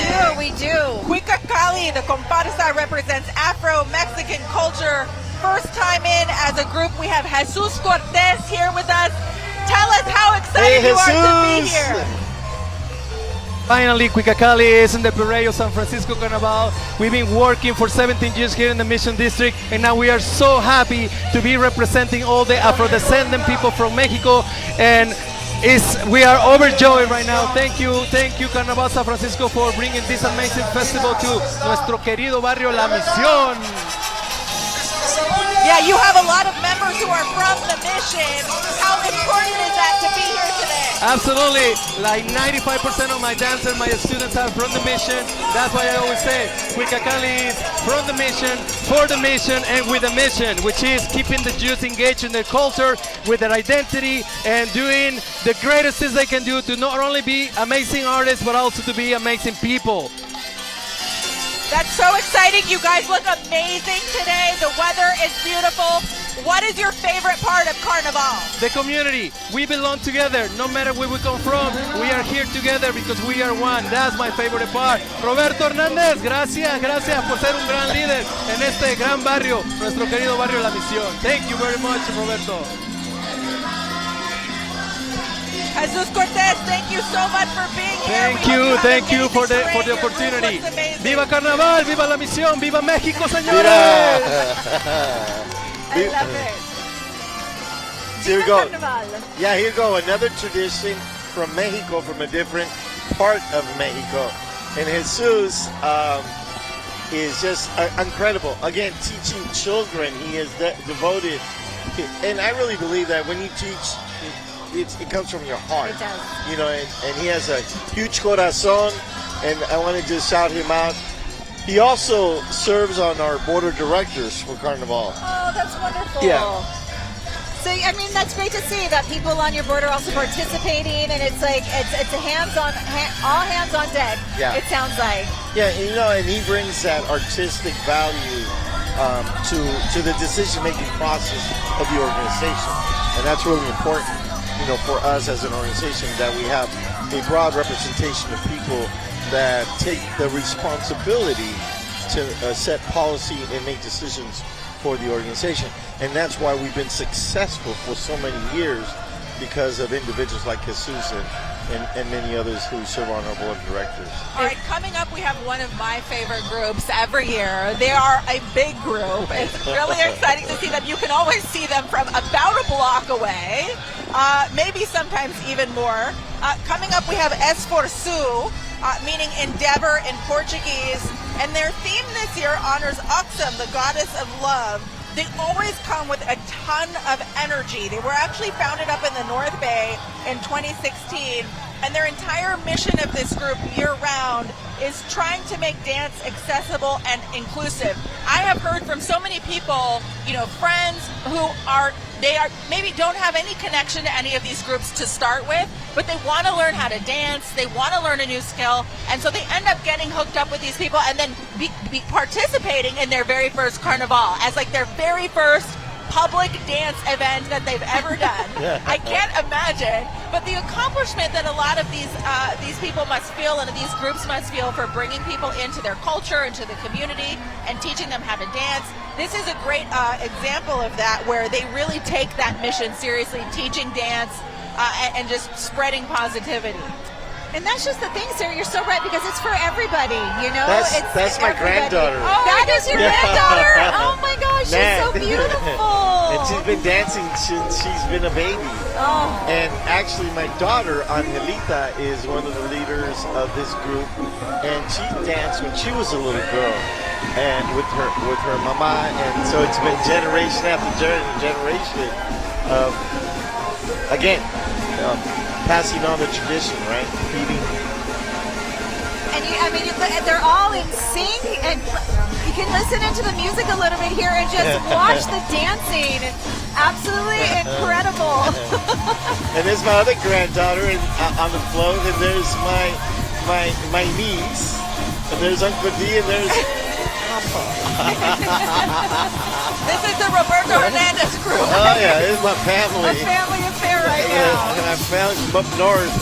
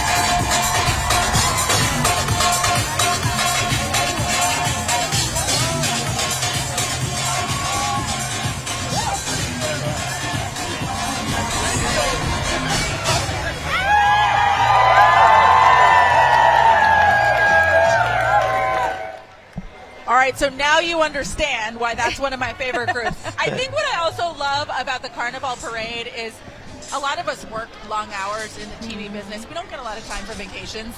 This kind of brings the vacation to you a little bit. And I only really had to drive about 5 minutes to get here. So it's really convenient because I didn't have to spend hundreds of dollars on airfare. And you got a paid vacation. I got a paid vacation. That's true. That's the best part. It is. You're right. I am clocked in right now. That is a good point, Sarah. That's a very good point. It does feel like we're on vacation. And this group particular, their music is rooted in Salvador, Bahia, and it combines the Afro-Brazilian rhythms with a mix of reggaeton, salsa, cumbia, and pop. Love it. And man, it's just amazing how it just makes you move. All right, here we go. We're moving along to going to the Tradición Peruana Cultural Center. They've got 196 participants. Their comparsa celebrates the richness of Afro-Latin traditions and their enduring impact on Peru and Latin American culture. And they have all of these different iconic Afro-Peruvian dance styles like Festejo, known for joyful rhythms and expressive footwork, and Samba, an elegant and flirtatious partner dance rooted in colonial traditions. It's so interesting to hear so much of the background and where all of this sort of come from and just like where the origins and the roots are, and then you kind of see all the different versions of how, you know, every culture represents what they feel a little bit differently. You see the dancers here are wearing costumes that reflect their Afro-Peruvian, Afro-Caribbean, and African aesthetics. Flowing fabrics, some very gorgeous, beautiful, bold colors. You're seeing material with different textures coming through in some of these costumes, and of course, the music. It's always about the music too, because it comes with so much of that soulful sound with a lot of these traditional instruments and how they kind of weave it all together, like the cajon, which is a wooden box drum carrying that heartbeat of that Afro-Peruvian music. So I just want to say, so we're here on 24th and Harrison, sort of at the heart of this. This is a long parade route, obviously. The wind is whipping right now. It is.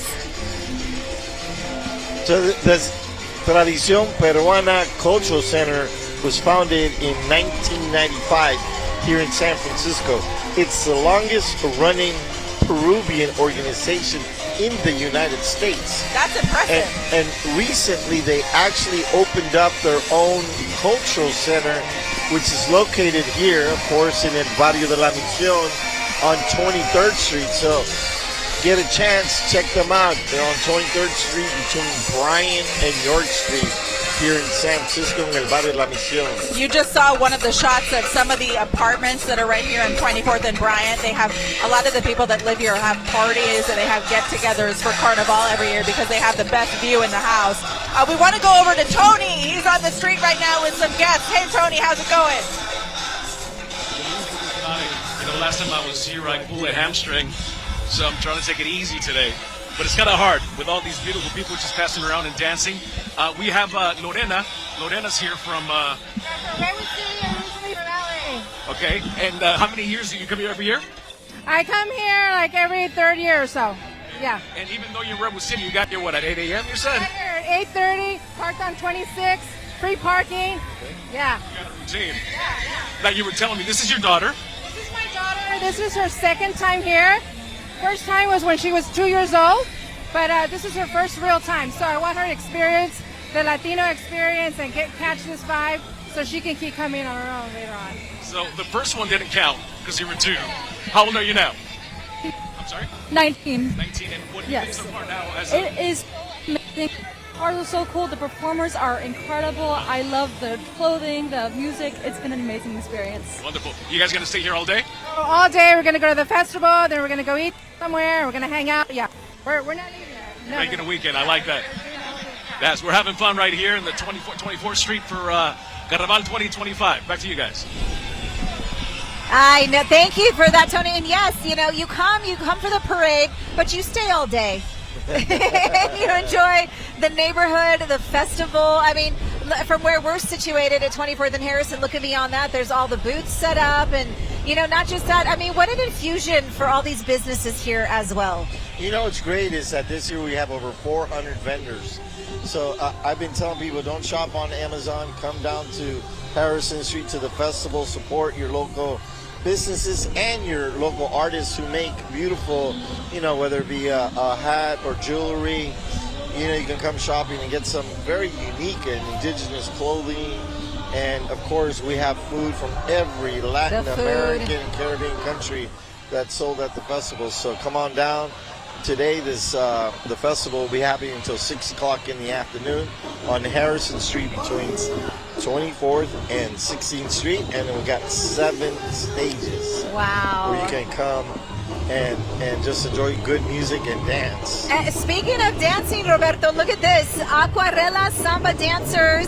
The theme this year is Carmen Miranda. That's fun, and you can see that. You're going to see the headpieces of some of these dancers. I mean, look at how beautiful everyone is.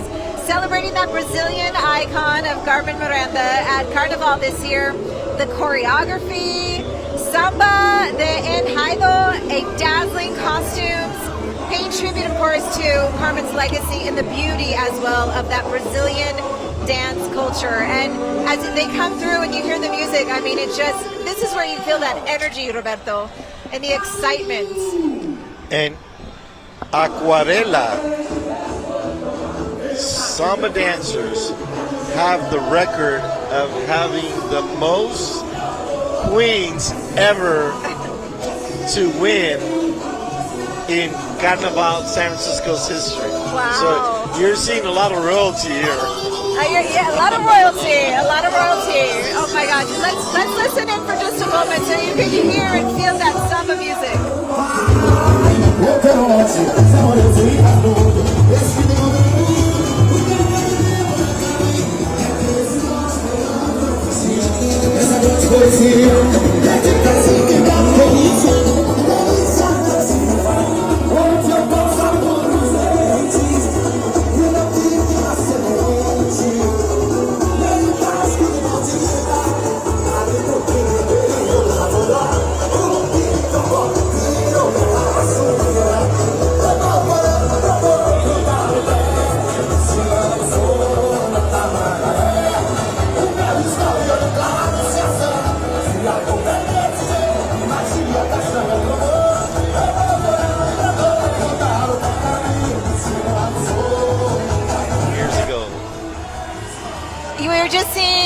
This lovely woman in all white there, what was her name? Maria Sosa. She was one of the first queens elected in San Francisco's Carnaval and has kept on the tradition of teaching and dancing, and has been the madrina of all the queens after her that have been elected. And Acuarela is a Portuguese word, stands for watercolor. Wow. And look at how cute. You have some of these little ones here coming through with their moves. So that's then behind them is they're doing capoeira. And we've seen a couple of different groups doing capoeira, which is almost like it's like a dance choreographed, but also like it almost feels like not like fight moves in a way. Yeah. And this group, Acuarela, was founded in 1986. And the roots, of course, Samba from Rio de Janeiro.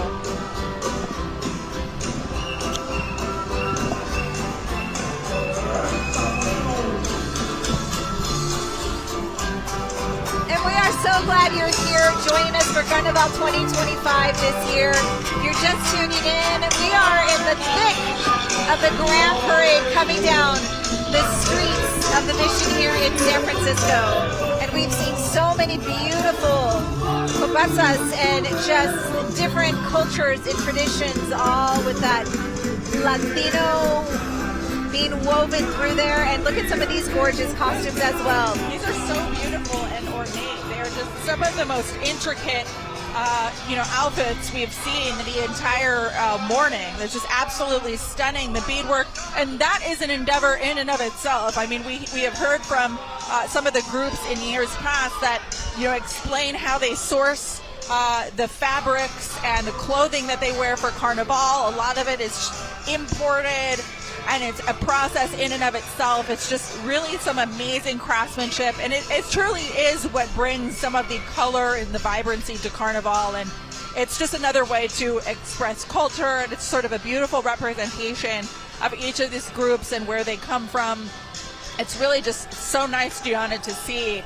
I mean, every year we talk about this because every year it's impressive, and not to mention some of these groups, including the one that we're seeing here, they are longtime participants in Carnival, and every year they have to come up with different outfits and garments, and it's just such an impressive undertaking and just such an incredible part of the artistry of what we see here at Carnival every single year. I know, and I mean, and you're so right, these dresses, this is Morenada San Francisco, Bolivia para el mundo. I mean, from head to toe, it's just gorgeous how much of it is put together. I mean, you look at the shoes, the boots. You look at just everything from the pieces in the hair to the jewelry, and all of it representing something different when it comes to the themes. The theme here centering on raising awareness of the experiences of enslaved Africans forced to work in silver mines during Spanish colonization. And of course, you've got those vibrant costumes that they are wearing. And some of the masks here with this group, and just like last year and the year before,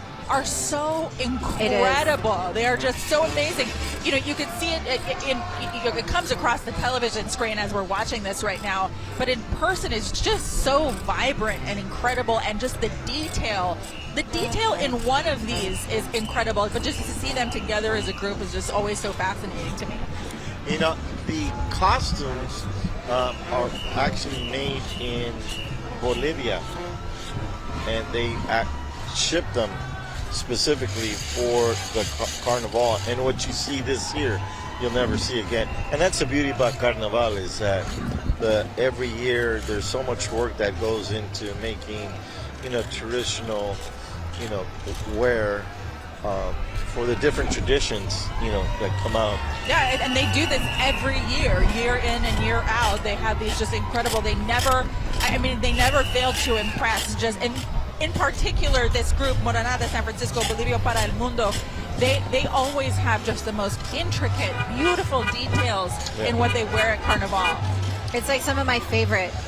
Like, this is one of my favorite groups ever. I mean, I love them all, but this is one of my favorites just because of the costumes and the masks and how beautiful and intricate everything is when it's put together. Yeah, we do have a Bolivian community here in the Bay Area and in San Francisco, so it's nice to see them represented here at Carnival. Just such an amazing expression of culture and tradition for them. It's really nice to see. We also have another group coming up just behind them that is representing Nicaragua today. Nicaragua.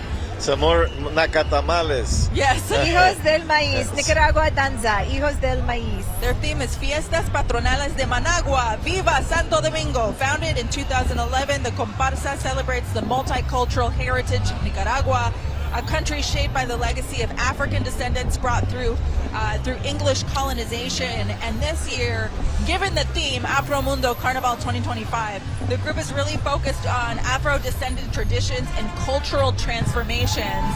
Such an important theme, Roberto, because it really shows you the connection of the African diaspora to all of these cultures and communities that we now that are part of the modern Latino culture all across the country and the world. And this performance you're seeing, it will share the story of how these influences have shaped Nicaraguan identity, namely through the Palo de Mayo or the May pole dance. Also, what's interesting too, the dance is a sensual fertility ritual dedicated to the goddess Mayaya.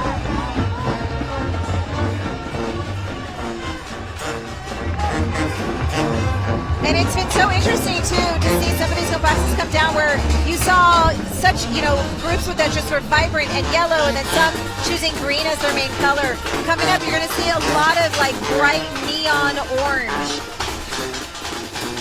And of course, we've got the band with the musicians.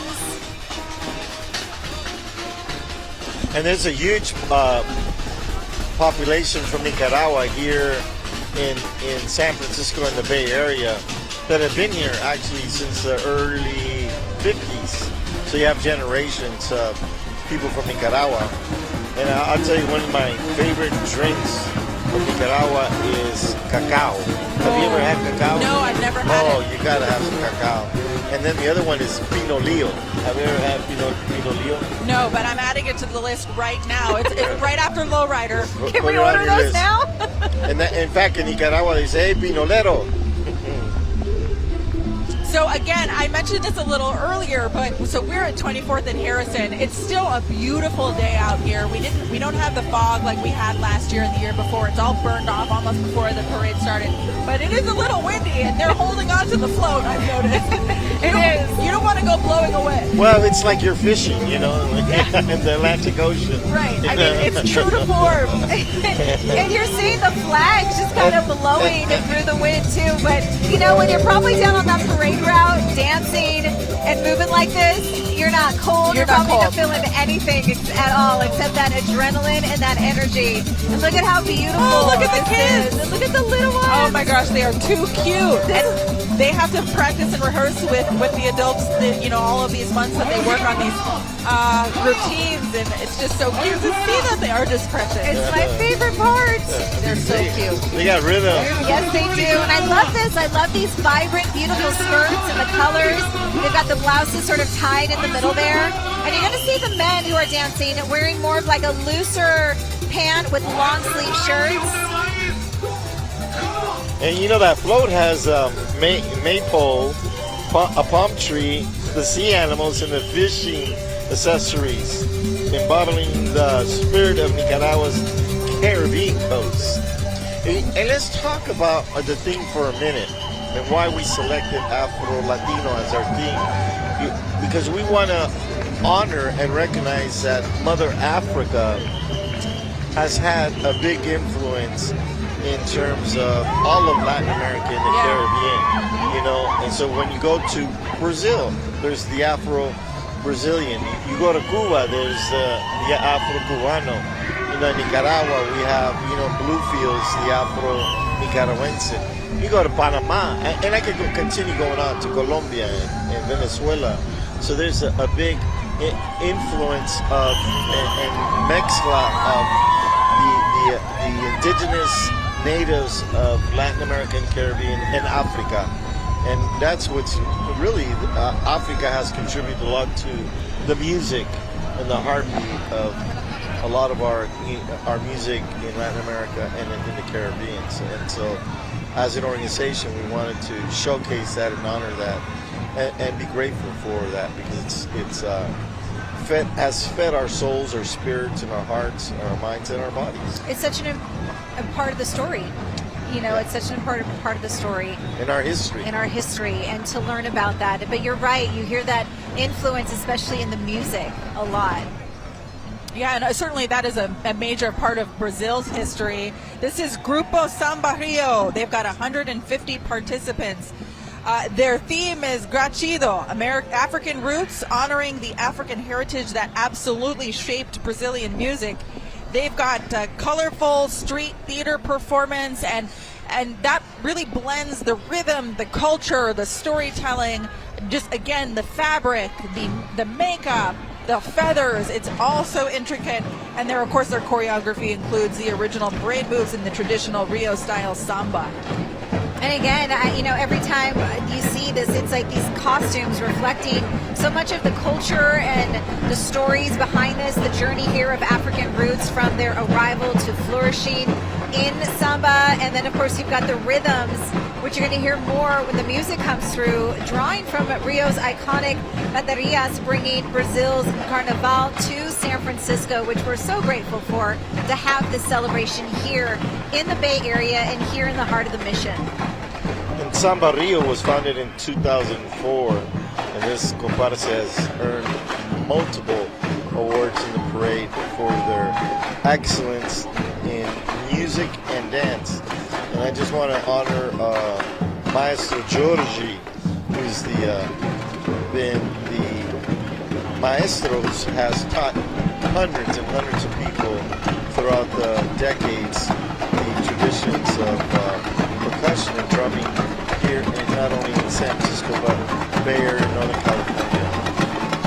We have Sandy Del Rio here with us now. Tell us how excited you are about this year's theme and how happy you are to be here at Carnival. I am always happy to be here on Carnival. It's my favorite day of the year. This is coming up on my 30th year of being involved in Carnival. The theme is fairly absolutely beautiful, and Grupo Samba Rio is celebrating the roots and how the African roots were planted in Brazil, and how grateful we are for those roots and those influences. Without those, we would not have the samba. There goes Maestro Giorgi Alave. We would not have any of these beautiful cultural things that we all know and love without the African roots. So we have our exploding hearts here. We're singing about our big gratitude and our exploding hearts, celebrating the African roots. You guys look beautiful this year. You always look incredible every single year. Tell us about what you're wearing this year. So our dresses, every dancer has hand-painted their own chimbalada dresses in this section that is passing by right now. Chimbalada is a big influence in the blocos and the African pride in Bahia. We also have the makulele contingent. Yeah. I'm a little distracted. You look amazing. Oh, no, it's okay, Sandy. We're going to let you get back to your group. Thank you so much for joining us today. And every year, you look incredible. Thank you so much. Bon Carnaval. Absolutely. Oh my gosh, it's just so exciting to see. Every year, there are certain groups that every year I always wonder how, what the presentation will be, what the choreography will be. And this is a good example of that. They always just bring so much, an incredible display of culture. So now we're coming up on our next group here, Latin Dance Grooves. 150 members here. And Balboa High School. Oh, look at that. Shout out SFUSD. So this performance will weave together Cuban and Brazilian dance traditions with contemporary recorded music. Mundo Afro forging the path ahead. This is another big group. They've got a lot of people here. Their presentation has a dance inspired by Congo Bantu tradition practiced in Cuba. And they've got movements performed to yuca and makuta rhythms celebrating ancestry, courtship, and community. Let's listen in.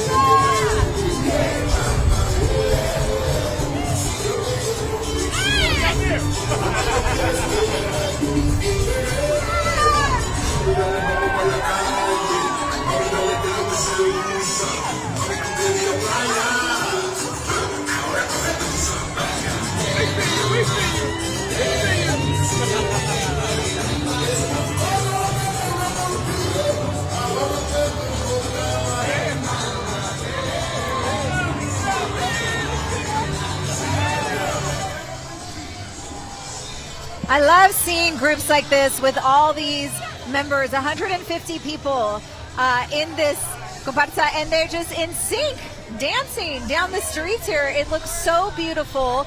Most of what they're wearing is all white, and then they have this detailed apron-like skirt on top of the white dresses. Once again, just the beautiful colors and sort of representation of culture there. The final piece is a contemporary interpretation of Afro-Cuban rumba, expressive improvisation, and energetic rhythms. Yeah, this is another group. And, as we get toward the end of the parade, which we're not there yet, don't worry about that. But as we get toward at least the last third of the parade is when we have some of the biggest groups and some of the most just impressive choreography and just the coordination. Because if you think about it, if you've got a group of 20 or 30 people, that's hard in and of itself. But coordinating choreography with almost 200 people. And that I attribute to the lead choreographer, which is the one and only La Reina Elizabeth Sobranes, who many years ago was also elected queen of Carnaval. Wow. She is a master dancer, so kudos to her in terms of just the amount of work she puts into, along with so many others of this group, to create the choreography and the steps, as you see, is just magical as we go down the street. So impressive. Let's talk about their outfits, though. So the white and the green and the gold symbolize cotton, leaves, trees, branches.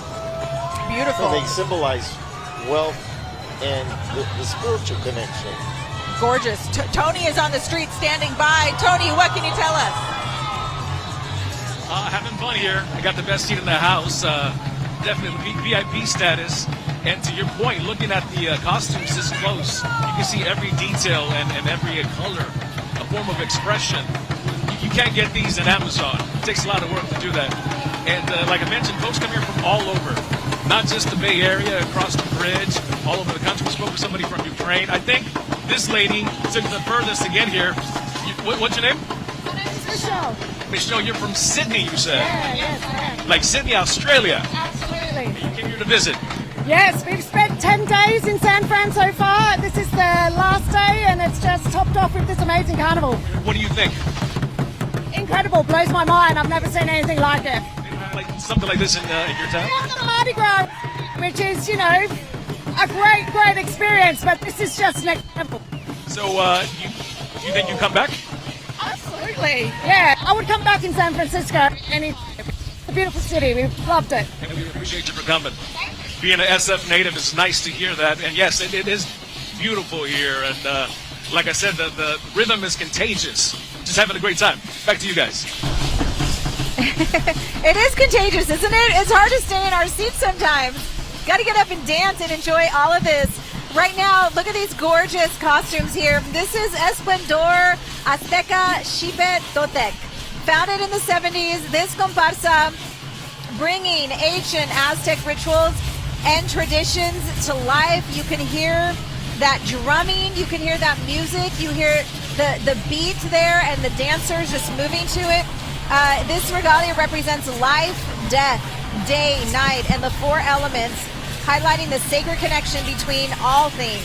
Yeah, they're honoring the powerful earth goddess Coatlicue, known as the mother of all gods. She is supposed to be the creator, the destroyer, and symbolized through fanged serpents and snake-adorned skirts, representing fertility and death. This is another example of just some of the incredible culture and the intricacy of some of the garb. And of course, they've got the flags too, which is always so fun to see. I was trying to pick one up on the way over here. Mission Street always has them. Yeah, Mexico. Viva Mexico. You've got the ancient drums you're hearing, made from single pieces of wood, struck with hands or sticks to invoke the power of their ancestors. I love learning everything behind every movement, every sound that we're seeing here in the parade today. They also are, burning copal. Oh, it smells amazing. I'm so grateful for them and all the members of our community that burn copal, which cleanses our barrio, our neighborhood, our souls, our spirits, our minds, our bodies. We've got some more Brazil representation in the house. Caravana de la Bahia. The theme is Latinos Unidos por la Música, and their comparsa features a lively marching band and pom-pom dancers. They're also representing El Salvador and Mexico.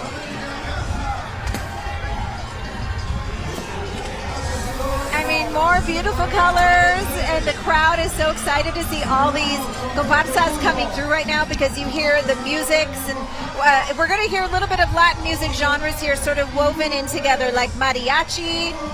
You can kind of hear that cumbia, reggaeton, and more. And of course, they have this amazing festive float along the route here. They've got a truck, and then there's this big giant screen that's on the back of it. You'll see it coming through here in just a second. But of course, you've got the dancers coming through as well in these gorgeous, intricate costumes. We're going to take a quick break. We'll be right back with much more from Carnaval 2025 in San Francisco's beautiful Mission District.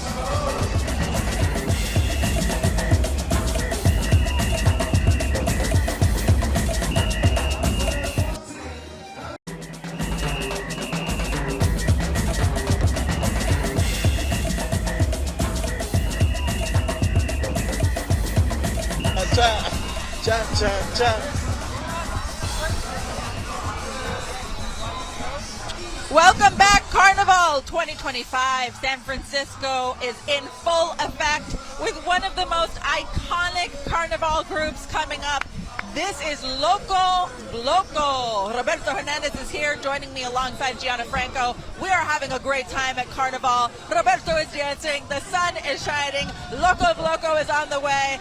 What more could you ask for? We even had chicharrones hand delivered to us here at 24th and Harrison. It is a good day indeed. There goes Roberto, ladies and gentlemen. Here we go. Loco is going. Loco in the house. We're so excited to have them here. You were dressed to the nines. happy to be here. The party is only just getting started here in the Mission District. Come on, get up okay, here. let's do it. Come on. I'm tethered. I'm tethered to my seat. Let's do it. I'm tethered to my seat. We're all dancing. Carnival is in full swing. This is the best day of the year. This is when the party is. Oh, we are so excited. It's really hard to do this when you're literally cabled. I know, when you're cabled in, but that's okay. Add it to our resume. Add it to our resume. All right, Loco Bloco coming up. This is such an exciting group. Every year we love to see them. They've got 100 participants. The theme this year is Otro Mundo del Azul Profundo, exploring the deep, mysterious world of the ocean while reclaiming the stories of Indigenous and African ancestors. They've got imagery of jellyfish, octopus, tropical fish, mythical black and brown mermaids. I mean, absolutely beautiful, and I can see it as you're watching this comparsa come through. You see the vibrant colors of what you would interpret from the theme this year with the jellyfish and octopus, as Sara said, and these performances, that vibrant fusion of Brazilian rhythms, North American pop and samba, batucada coming through when you hear that music as well. And all of these performers you see here, each section embodying those ocean creatures, just stunning. I really want to take some time next year to learn and, like how some of these costumes and these dresses come together. They're just beautiful. The amount of time it must take to create some of this, So, I mean, they're just so stunning. I love this group here. You see the jellyfish. You can see it. So colorful and beautiful. So yeah, because their theme is the ocean and ocean creatures, a lot of the kids are dressed up. They've got little mini umbrellas on their heads with the little strings coming down. They're jellyfish. That's so creative. And then they have the float. All right, here comes the music. Let's go ahead and listen in.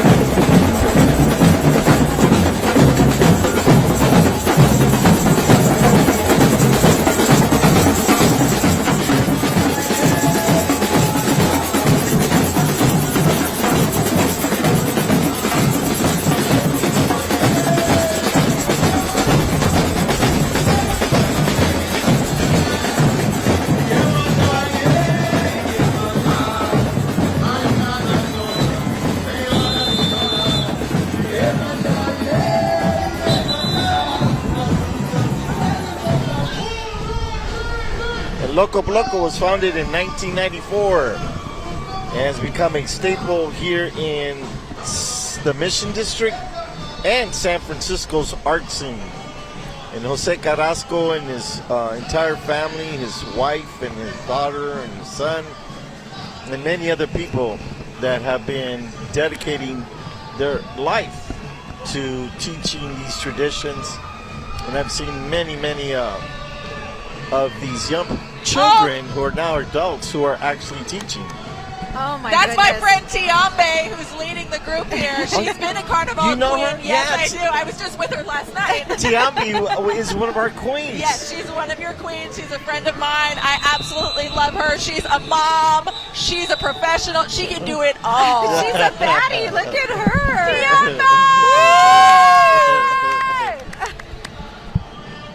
She's an amazing dancer. She's such Oh a my good gosh, dancer. incredible. I am enthralled by the beauty of Loco Bloco this year. This group is just gorgeous with the ocean theme here. And we were just talking about it, seeing earlier we saw people on stilts and we're seeing that again here and just dancing in that movement. Incredible. Oh, I'm so proud of Tiambe. She looks so incredible. She looks stunning, and her moves, oh my goodness. I was just with her last night and I was like, are you going to go to bed early? I mean, she's like, no. It's Carnaval. No, I'm It's not. party time. stay up all night. No, she said that. She's like, we're up all night. This is no big deal to her. Can't sleep. No, yeah, that's what she was saying. I'm just the adrenaline. Excitement. I know, and you know, she stays involved year round. That's such an amazing group. Loco Bloco is always so sick. We just love to see them. This is Caporales San Simon Universitarios, the cultural association focused on promoting Bolivian folklore through the vibrant Caporales dance. And as we see some of these groups coming through that are, you know, Bolivian with that inspiration there, once again you see these intricate, beautiful costumes with all the detail, and just the sun is out, so you just see that sparkle coming down, lighting up all these dresses and these pants. The male dancers wearing traje costumes, which reference traditional Spanish military outfits. Let's go ahead and listen in for a little bit.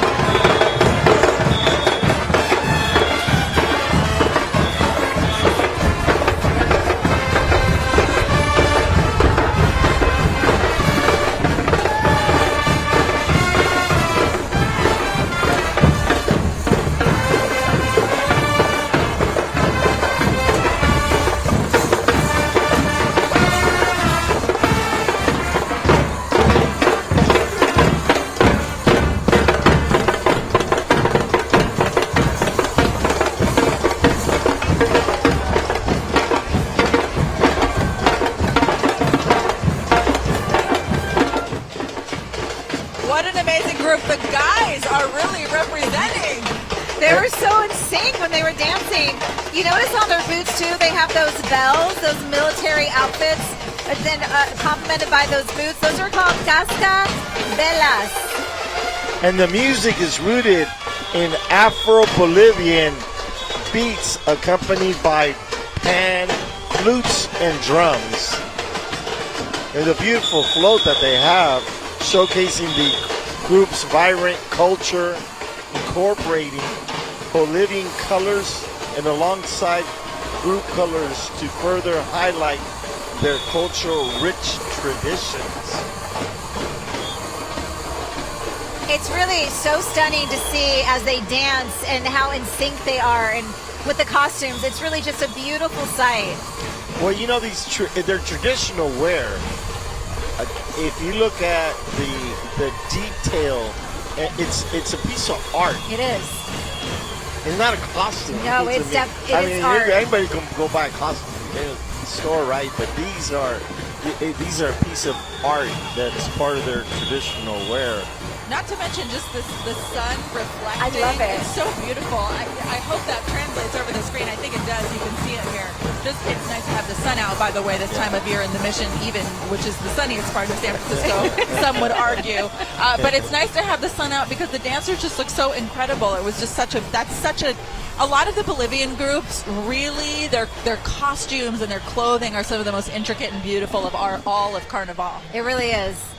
And then you'll get the Samba groups with all the feathers and the big headpieces too. I mean, You can't go wrong with all. I mean, you're right. It's just works of art.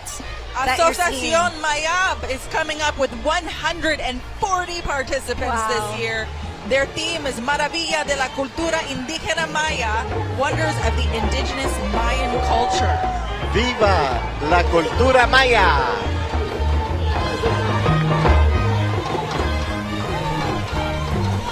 And of course, honoring the incredible legacy and contributions of the ancient Maya civilization in fields like astronomy, mathematics, and architecture.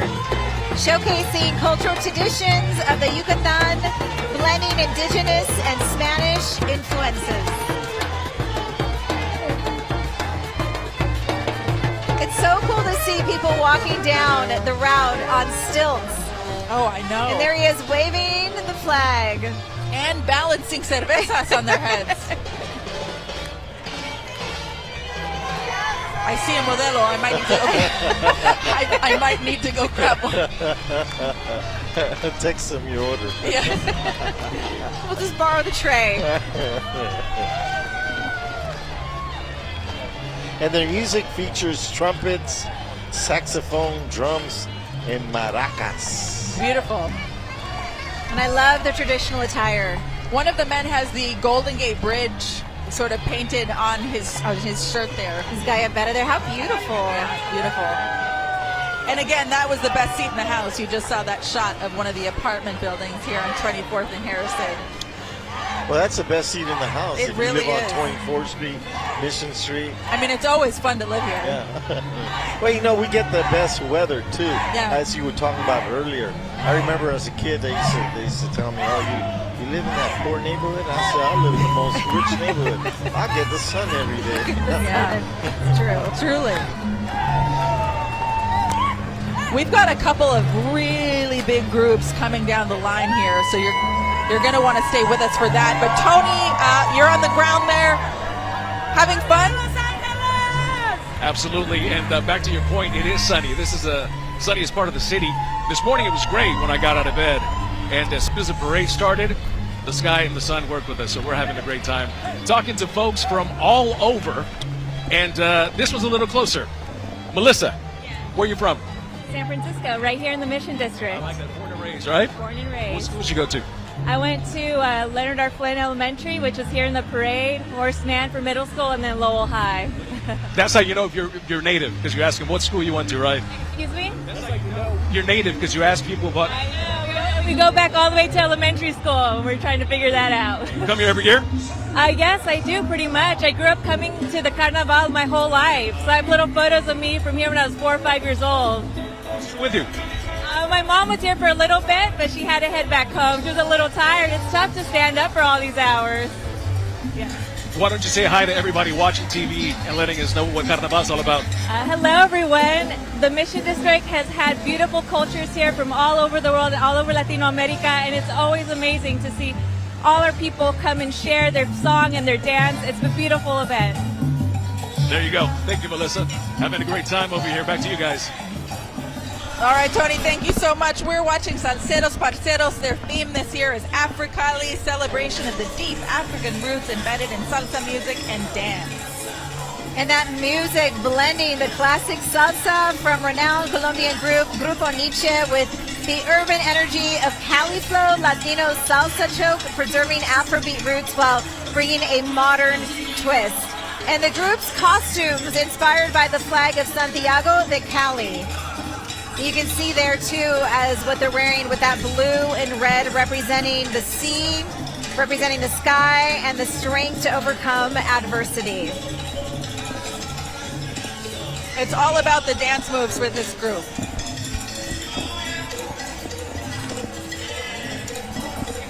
And of course, seeing the green and white in some of their outfits here with evoking Colombia's natural beauty and the hope for peace and unity.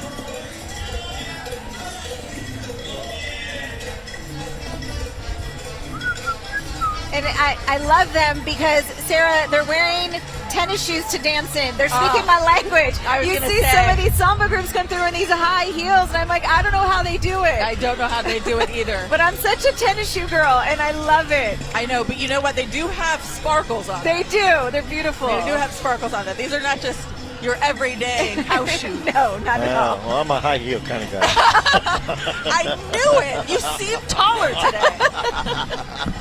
Although your shoes are pretty. I love your shoes today. They're from Peru. They're pretty on point. They're Yes, beautiful. From Peru. Oh, I see the Puerto Rican flag down the screen here. Ya You get vienen- ready? Ya vienen los boricua. Espérate, chica. Ya vienen los boricua. I'm really excited for that. But before that, we have a really, really exciting group this year. We have Negritud, Yanga USA. Their theme is Afro-Caribeño. Yanga, Veracruz was the first free black town in the Americas, founded by escaped African slaves in 1609. Yeah, the special delegation from Yanga, including the town's mayor and the royal court, you're going to see as they travel through here. Roberto, this is a big deal to have them this year, right? Exactly, and we're so honored to have them here, you know, because it makes it adds something special to the Carnaval, and especially with their theme. Alan Hernandez is here with us right now. He's standing by. I want to get to him before he has to leave with the group. Hi there, everybody. Tell me about what it took to get everyone here today. Oh my God, you have no idea. This gathering was something that's, I mean, it's been deep-rooted since, I was born. Like, there was always family gatherings, family birthday parties, we try to gather as much as we can, and this was just very special to represent our, where we're from and our culture, our history, and all of this is very deep-rooted to Afro-descendancy, which, as you can see with the colors, yellow, red, blue, yes, we're very proud of our culture and our background. What does it mean to have the special delegation from Yanga here as well with you guys? It's an honor, truly an honor, a blessing. We are seriously blessed, and this is amazing that we're even part of this event. It's an honor. It's an honor to be here and an honor for them to be here. You know what's great is that the president of Mexico finally recognized the Afro-Mexicano that exists in Mexico.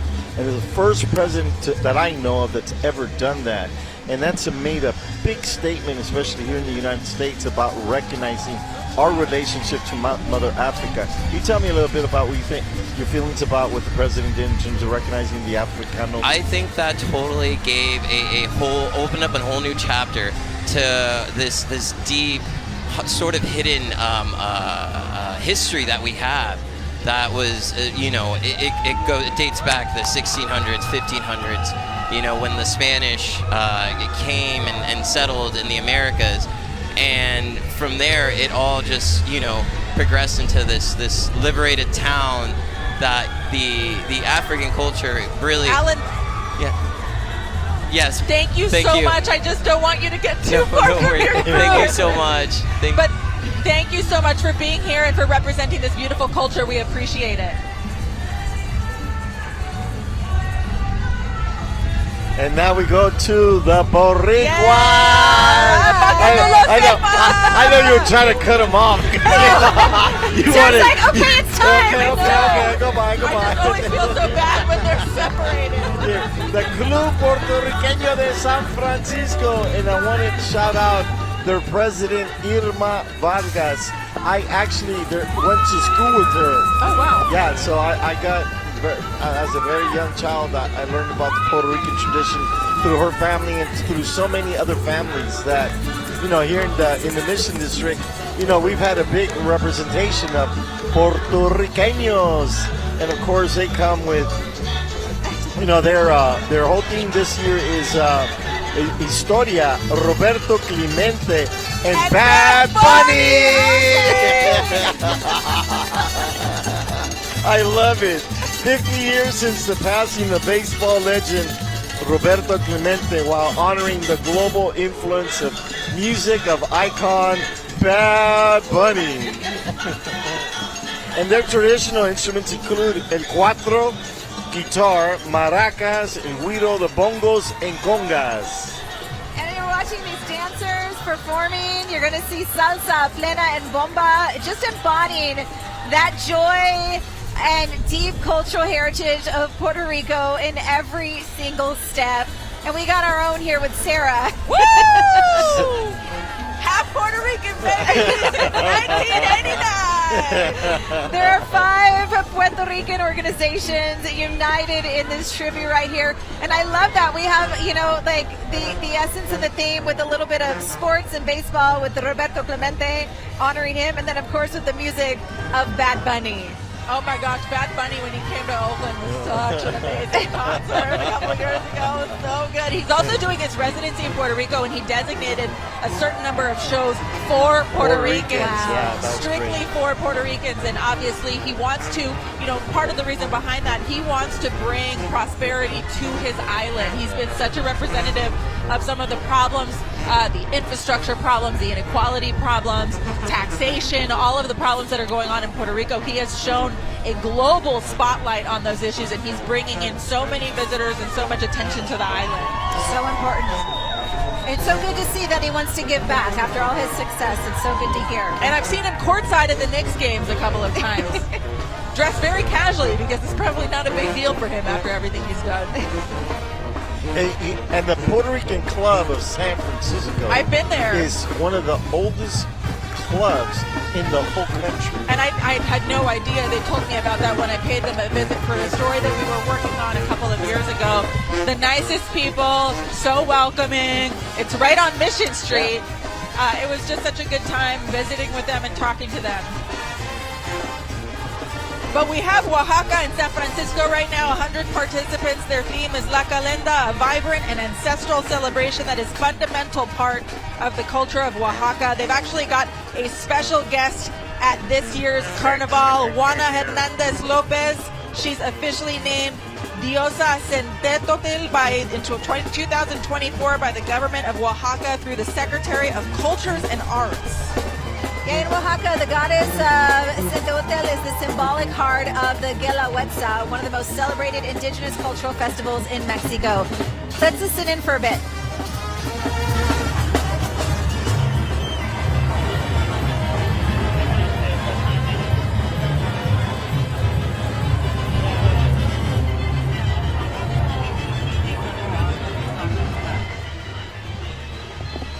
These powerful performances reflecting fusion of indigenous and Christian traditions.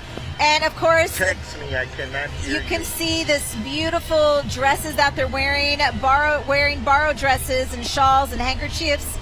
Men are transformed into spirit, old ones, as they say, keeping the sacred ritual alive through the music and satire. So beautiful to see. And we have an interview with us today. Tell us how excited you are to be here at Carnaval 2025. I am so thrilled to be here. I have a goosebump as we speak, as a matter of fact. Some of us came all the way to Los Angeles to be here. Others came directly from Oaxaca. We have the president of Fresno, Selma, California, Seaside. We are just so honored to be the 47th annual Carnival in the city of San Francisco. You know how it feels being around 500,000 of happy souls and happy people. So just absolutely amazing. Oaxaca presente. Thank you so much for representing and taking the time to talk to us, and have a great Carnival. We appreciate it. You know, I just went to Oaxaca 3 months ago. 7 different moles. Oh, my God. Wow. And I had such an amazing experience connecting, and we're creating a relationship with Oaxaca because they have so many different traditions. And I went to the Zapotecas indigenous grounds. Wow. And visited many different places. But what really made me feel so special was that it was a Wednesday evening at 9 o'clock at night, and I'm walking down the street, and all of a sudden I hear this music. So of course I'm drawn to it, and people are dancing in the street, kids are playing on the street, and I thought it was like somebody's birthday or a wedding or something. So I asked, I said, what's the celebration about? I said, somebody get married or somebody's birthday? He said, no, we're just eating and playing music and dancing. Oh, wow. On a Wednesday On a night Wednesday. at 9 o'clock at night. Now that they know how to live. That sounds like it. I They know know. how to That sounds live. like fun. Yeah. I mean, why not? Why not on a Wednesday or a Monday? But again, it's so safe and so wonderful. Yeah. You know what I'm saying? It's like, well, people know how to live. You know, and there's a lot to learn from that. You know I grew up here in the Mission District, and it was so safe. And as a kid, I used to run around the streets late at night, and I never felt, in danger. And that's something that we're really working at here in the community. And I'm glad our mayor was here and talked about safety, is so that we can have clean, safe streets, so children can be out in the streets again, and grow up having fun. Yeah, grow up being Yeah. a kid. Yeah. Growing up doing the things that you do as kids, which is sometimes just being out in your community and exploring your neighborhood and meeting the people around you. Let's go to Anne Makovec. Hey, Anne. Hey guys, we're talking with people along the parade route here.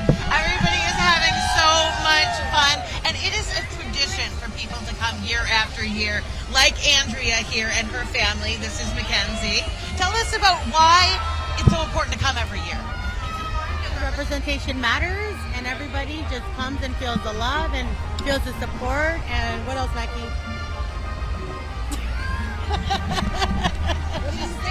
She's speechless. So many beautiful colors. We are representing Mexico, El Salvador. Viva Mexico! Viva Mexico! And what's your favorite part about the parade? I think just the community and the togetherness that everybody feels.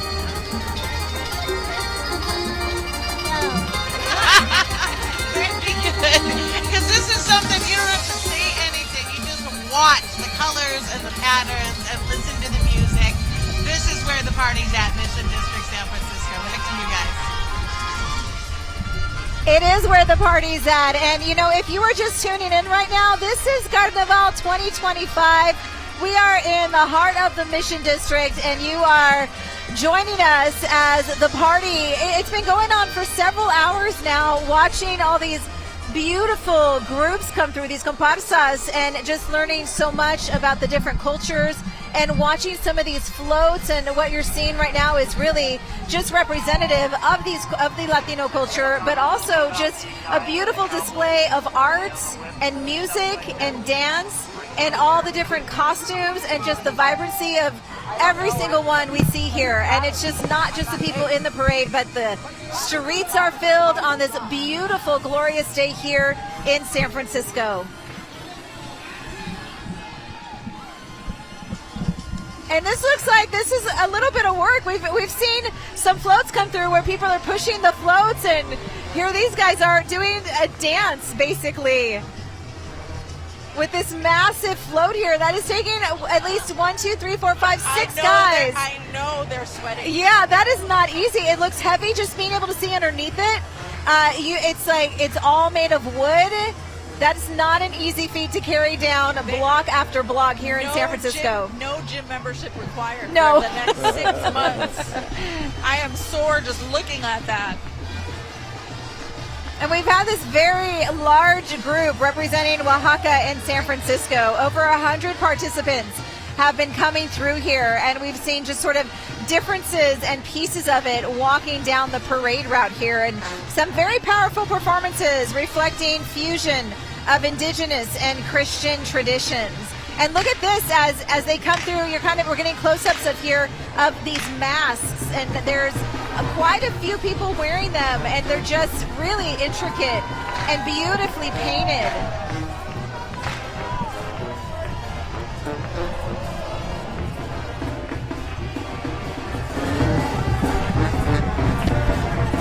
And so many different versions and pieces of it right now too. Just, how you're seeing it all kind of travel through, and some of it are more ornate than others, but you've got some, all of them seem to be having these large horns represented there, and the dancing, even the costumes you're seeing here, really, works of art, and, everything kind of telling a story of what's happening through here.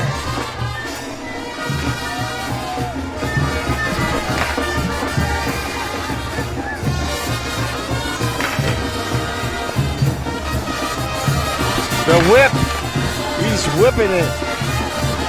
We're going to learn about the whip.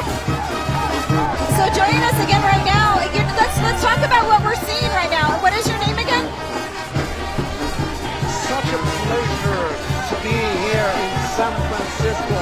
Half a million of people, and you feel it in your heart. This is called the Danza de los Diablos de Cuxtlahuaca, and they are from the Mixtec region of Oaxaca, and their masks are just absolutely unique. Each have their own style, their own taste, as well as their own talents. And what they wear is called chivarras. And the genesis of the Diablo is that at one point when the Christianity came to America, but the Diablos didn't want to obey the church rule, so they say we're going to continue to be a Diablos, and this is what we have today, enjoying some of the culture of Oaxaca, Mexico. Yeah, we've seen such a variety come through here, and you're also listening to the music. And how many participants in this comparsa? There's been quite a few. Yes, indeed. Today we have about 200 people,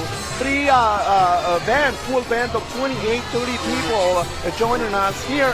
And the Diablos itself, as you know, Oaxaca has 8 regions, about 18 different ethnic groups, and one of them is the Californianos from the African descent. So we do have Oaxacan from Africa. So we are all diaspora from Oaxaca in California. Well, thank you. Thank you so much for being here. You are well represented today. We appreciate your time. Just amazing show of culture here today. Just behind this group, we have Rueda con Ritmo. They have 140 participants. Their theme is Cachita Te Quema, a vibrant tribute to the Afro-Cuban goddess Ochun and Cuba's patron saint, La Caridad del Cobre. Their comparsa showcases traditional Cuban aesthetics with dancers in yellow, gold, and bronze. They've got these flowing conga skirts, ruffled sleeves, crisp guayabera shirts that bring Cuban style to life. I mean, just beautiful, Sarah, to see this. And again, you said 140 participants. This is when these comparsas get so big, and it's all just so beautiful to see. And all of this different choreography that blends Cuban popular dances.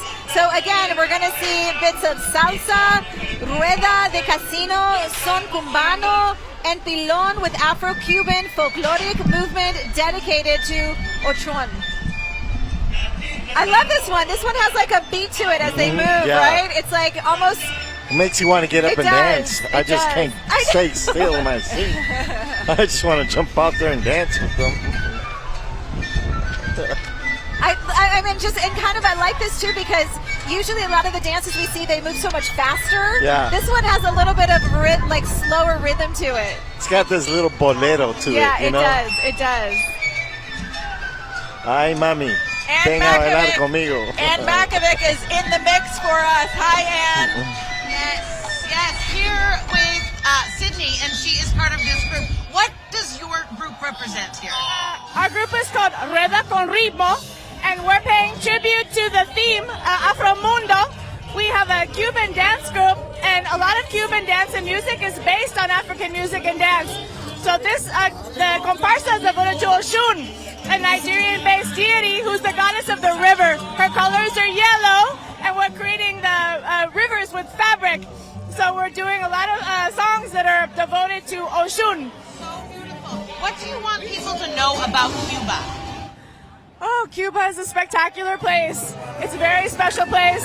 Some of the best music in the world, and very wonderful people. And as we have some trouble with our administrations, we try to continue to support the Cuban people where we can. So we're really honored to be able to represent Cuban culture here today. Thank you so much. Well, thank you for doing it. Have fun today.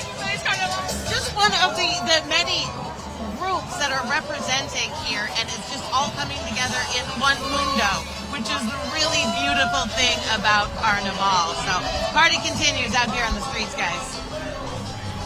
It does, and we were seeing Anne out there dancing, having fun. She was joining in. She's been on the floats. She's been out there dancing, talking to everyone, having a good old time. And I mean, and that's what it's about, right? I mean, it is like a sea of people as far as your eye can see here in the San Francisco's Mission District. And we have so many wonderful stories and traditions and music that we've been seeing coming through here. It's just been so much fun so far. I know, it's been really a great time. It's a beautiful day. It's still windy. It's still windy, y'all. It's still windy, y'all. We're just about to blow away, but you at home have perhaps the best seat of all because you are in the comfort of wherever you are watching us. Yeah. With your jackets and your blankets and your heating system. You're just wrapped up on the couch right now. I know my family is, and they're watching, so I'm going to shout out to my kids, Falcone, Zeppelin, and my mom and my husband watching and enjoying. Oh. I love you guys, and thank you for enjoying this with us today. Oh, that's so exciting. Yeah, it's just a beautiful day. I mean, it's always exciting to see Carnival. Let's go ahead and take a quick break. We'll have much more from Carnival 2025 after this.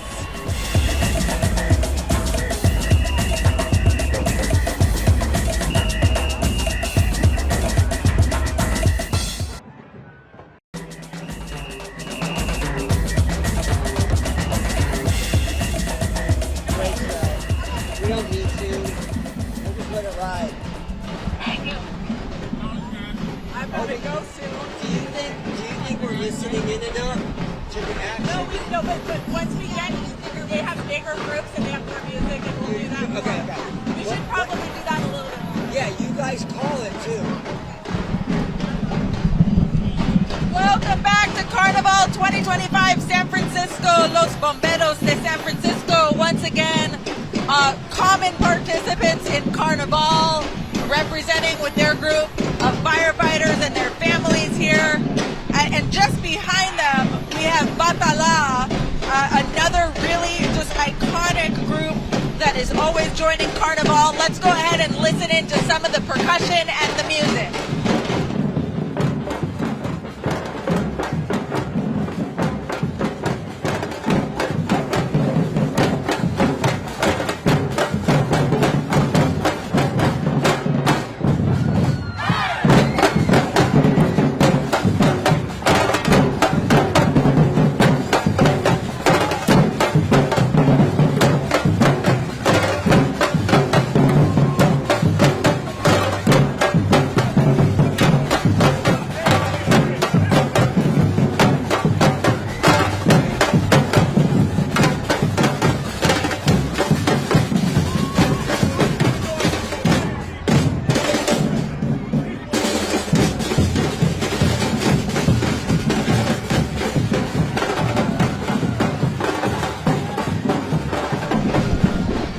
Roberto with the moves, making it happen here on stage as we are broadcasting live from Carnival 2025. Yeah. That was pretty good, Roberto. We are nearing the last section, or the final section of some of the floats here at Carnival San Francisco. Here is a common participant. We have the cable car operators and families in service for more than 150 years.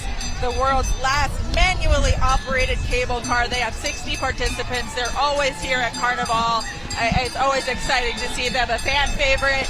And they have the beads. They have the beads. We need the beads. They have the beads that they're throwing out to the fans here at Carnival. We need the beads. Let's see if we get. Oh.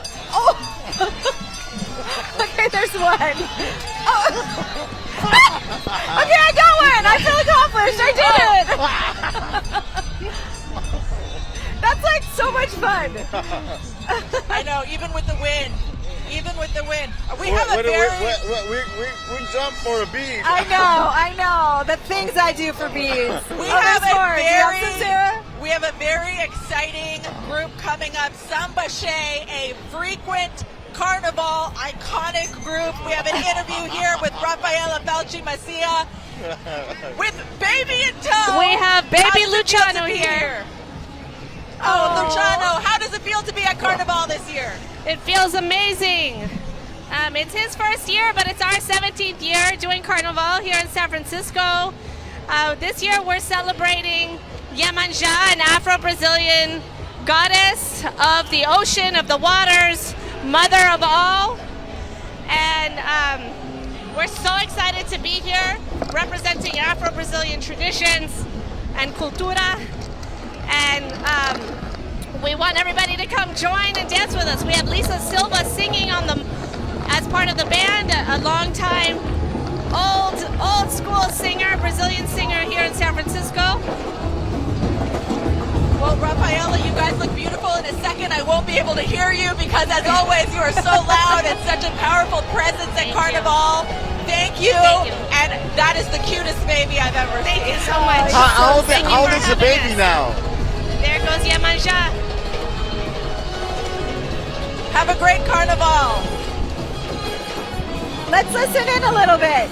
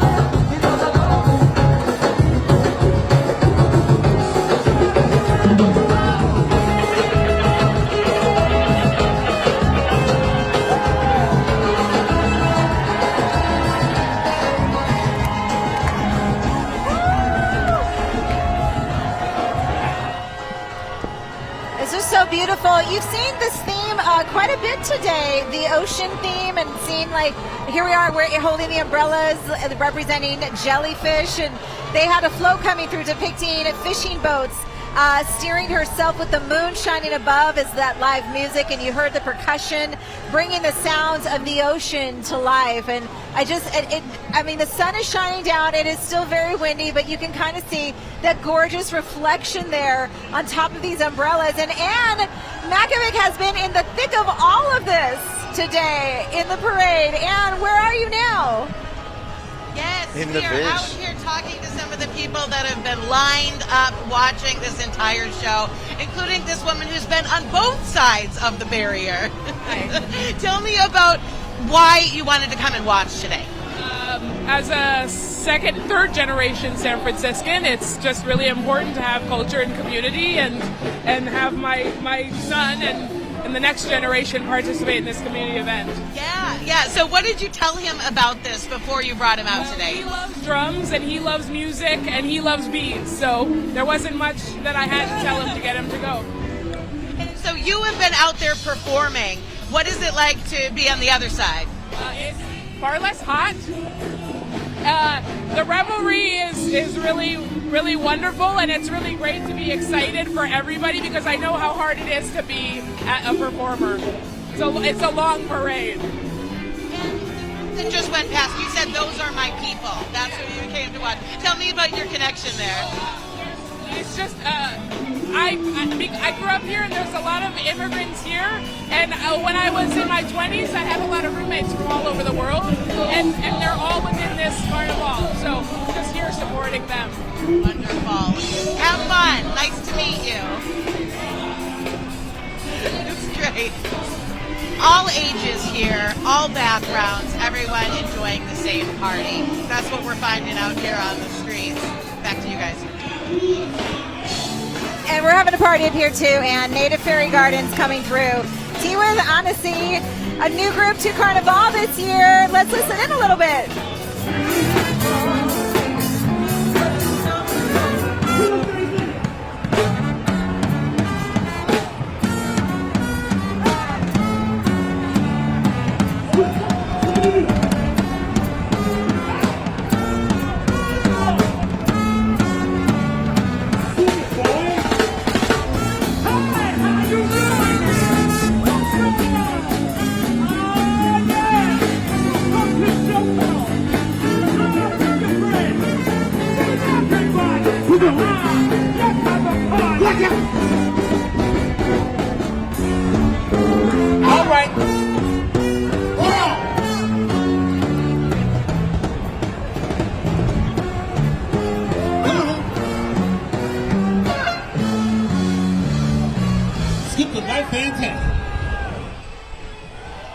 All right, that was a new group to Carnival this year, and they were small but mighty. They were having such a good time. They were essentially a rolling party, but the group we have coming up is insanely huge. This is Bogo Nahopa.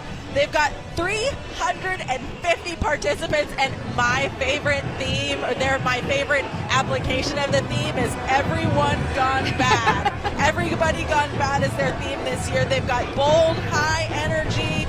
They're celebrating the music of Michael Jackson. So when they get here, we are going to pause and let you listen to it. But 350 dancers, sign carriers, a driver, just the whole thing. This group is such a party, and it's so fun to see them every single year. And let me just start off by saying that they're starting off with the bayanas that represent the profound African religious, spiritual, and cultural elements in Brazil. Yeah, this is such an impressive group every single year. I always look forward to seeing them, and they just have just so many people out here representing, and just the most beautiful dress, just so many different subsections even within this group that are so impressive. And I love, like, you see all this white in the beginning here, and then you're going to see this just gorgeous infusion of red, and the crowd is getting pumped and excited for this. Oh, yeah. Yeah, well, especially because their theme challenges the harmful, good versus bad, and the challenges of oppression, right? And we've all been there in some way, shape, or form, been oppressed, right? And so, especially in these times, right, it's important that we elevate each other and promote love, right? One of the things that we're doing here today is promoting love through music and through dance and through unity. And the love of community, because this is so representative here at Carnaval this year. And you can kind of see that they, as inspired a little bit by the music of Michael Jackson, you see some of that in their costumes, and the good versus bad, with the white, which is angelic, then you've got the red, which might be a little devil-esque. No, here they come, let's listen in.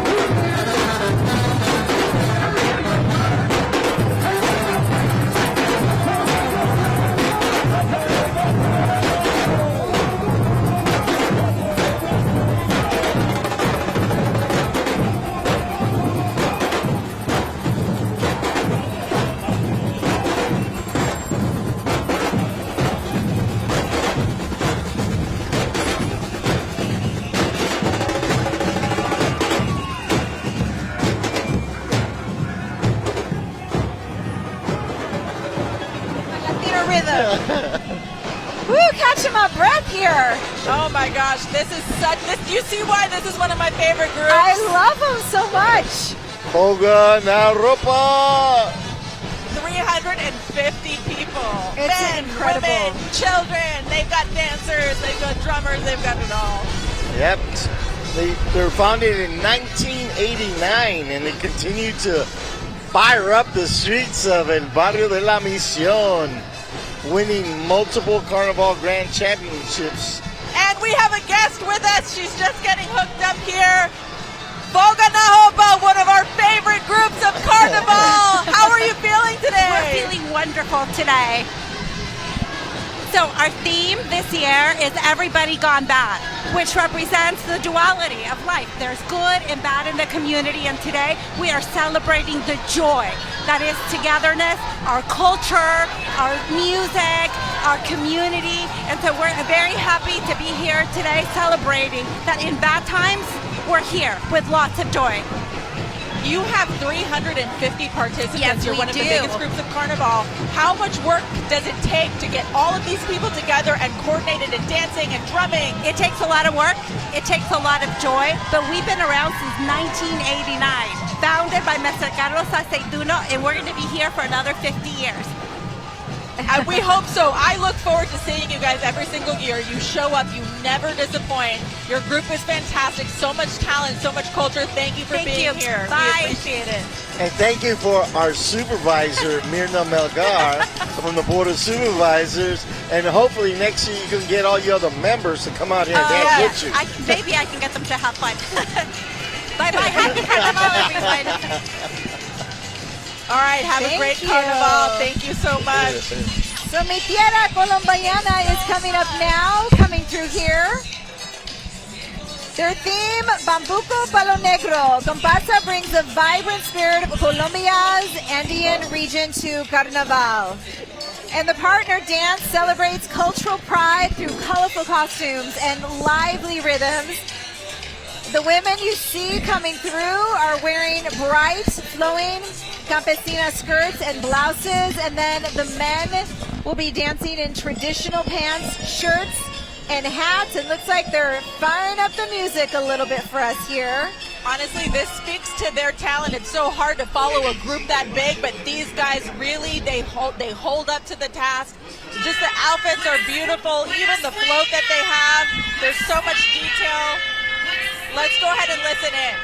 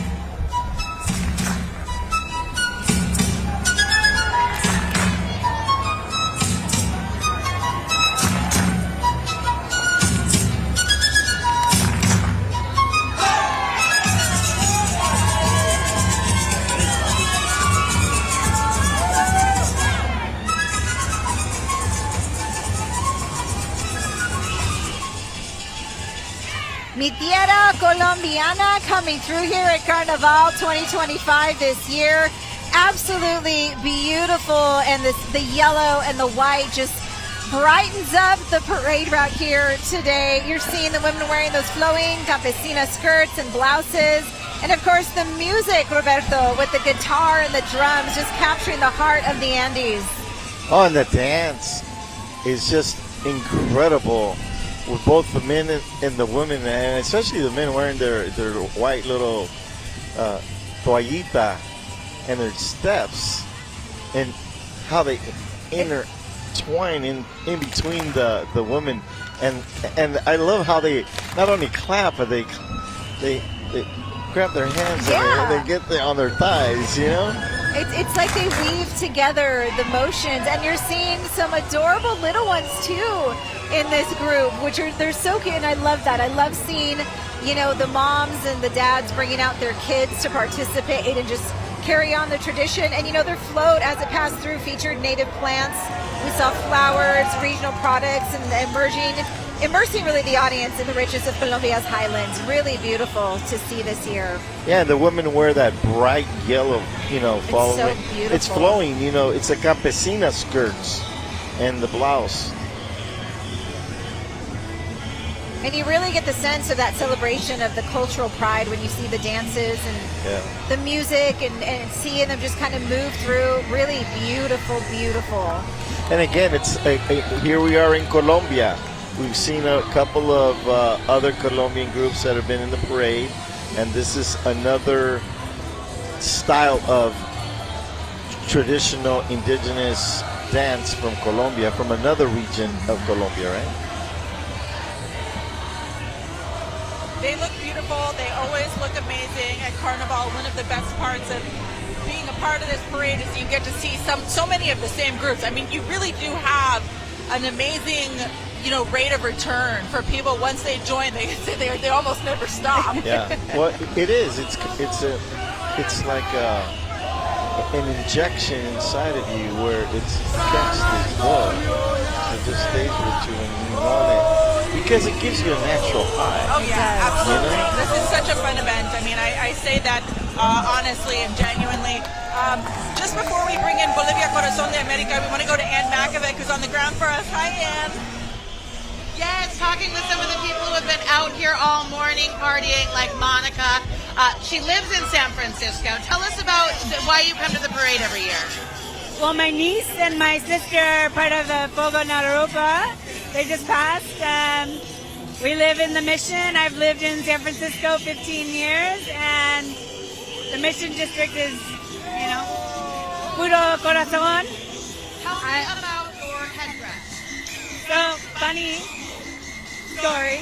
I didn't really have a headdress, but a couple days ago, a woman in the neighborhood who has been coming to Carnaval for 20 years was getting rid of a bunch of her headdresses and on Buy Nothing, Mission District.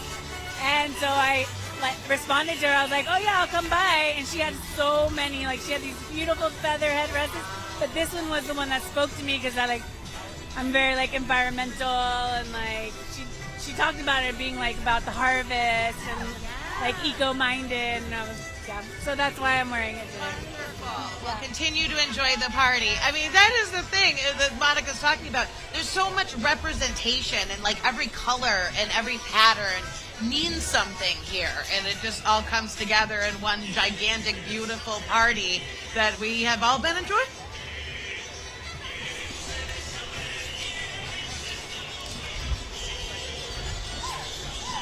All right, this is Bolivia Corazón de América. Their theme this year is Afro-Descendencia, a powerful tribute to Afro heritage and cultural diversity. Their comparsa performs caporales. We saw that earlier today with some of the other groups connected to Bolivia. This is a Bolivian dance rooted in Afro-Bolivian rhythms and created in the 1970s to celebrate youth and cultural pride.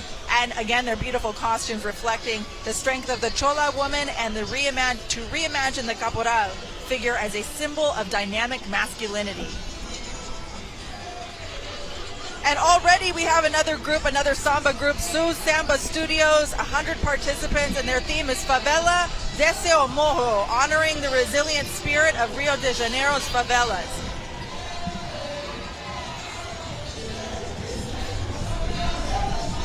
It's so fun to see the variety of everything too.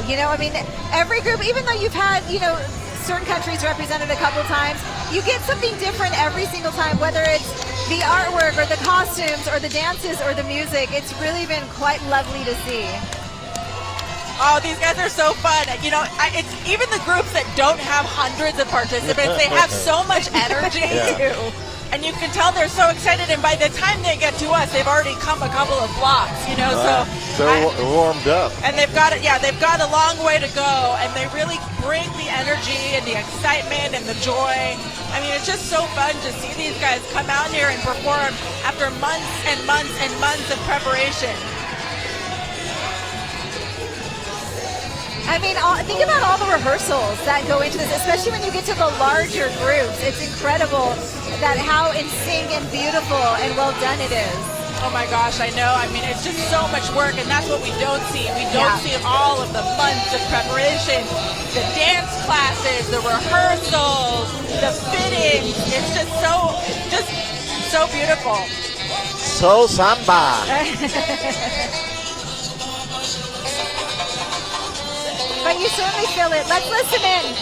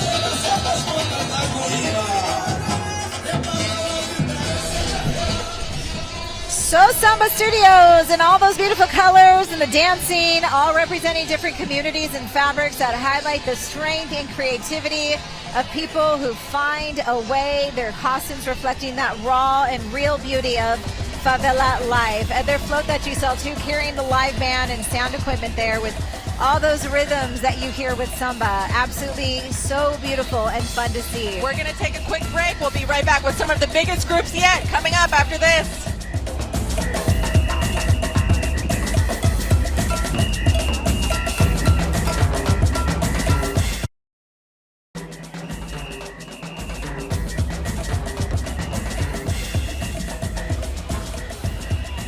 Welcome back to Carnival 2025 San Francisco here in the beautiful Mission District at 24th and Harrison. Coming up, we have some of our biggest groups yet, including this one that you see, Explosion Mas, 266 participants.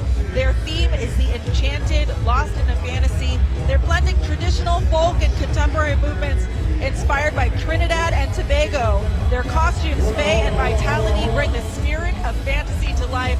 They are, every year, one of our loudest groups yet. They have the flatbed truck with all of the sound equipment on it, and their outfits embody freedom, expression, the limitless possibilities of imagination, and they're bringing with them soca music. Let's listen into that now. Everybody on the sideline, let me hear make some noise, put your hands in the air! Explosion Mas, we outside 2025! San Francisco, are you ready? Here's what's on, make some noise! Yeah! The outside, the sideline looking good. That's it, looking nice. Stay in your section, stay in your section.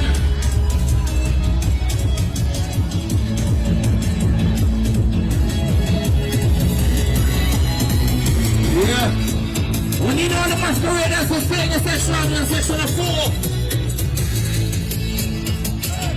Catch up to the truck, catch up to the truck, catch up to the truck.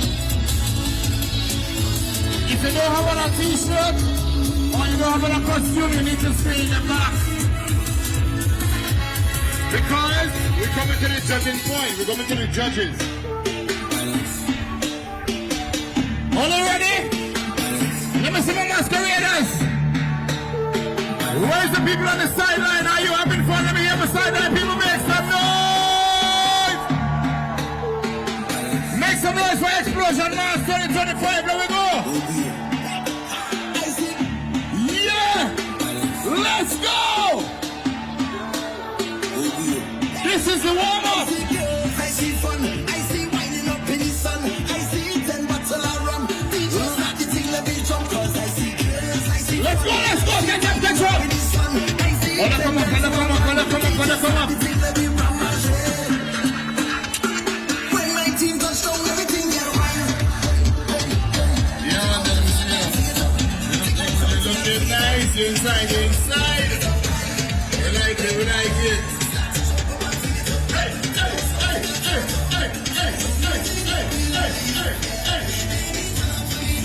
Let me make some noise on the sideline, people.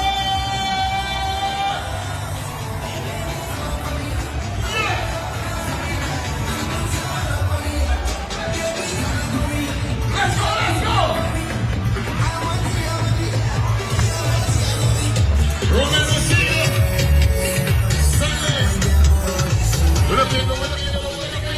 You are listening to Explosion Bus. 266 participants this year. One of our loudest groups, representing the Caribbean in a big way with soca music.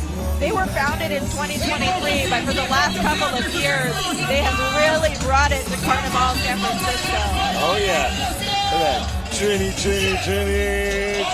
Trinidad, Tobago, en la casa, en el barrio de la Misión, San Francisco. I love the Caribbean representation. There's just so much fun and music, and as a younger person, I used to go to Reggae Gold at the end of in Soma all the time, and just so much like soca music, and it's just reggae, and it's really nice to see them out here today. Let's go to Anne Makovec.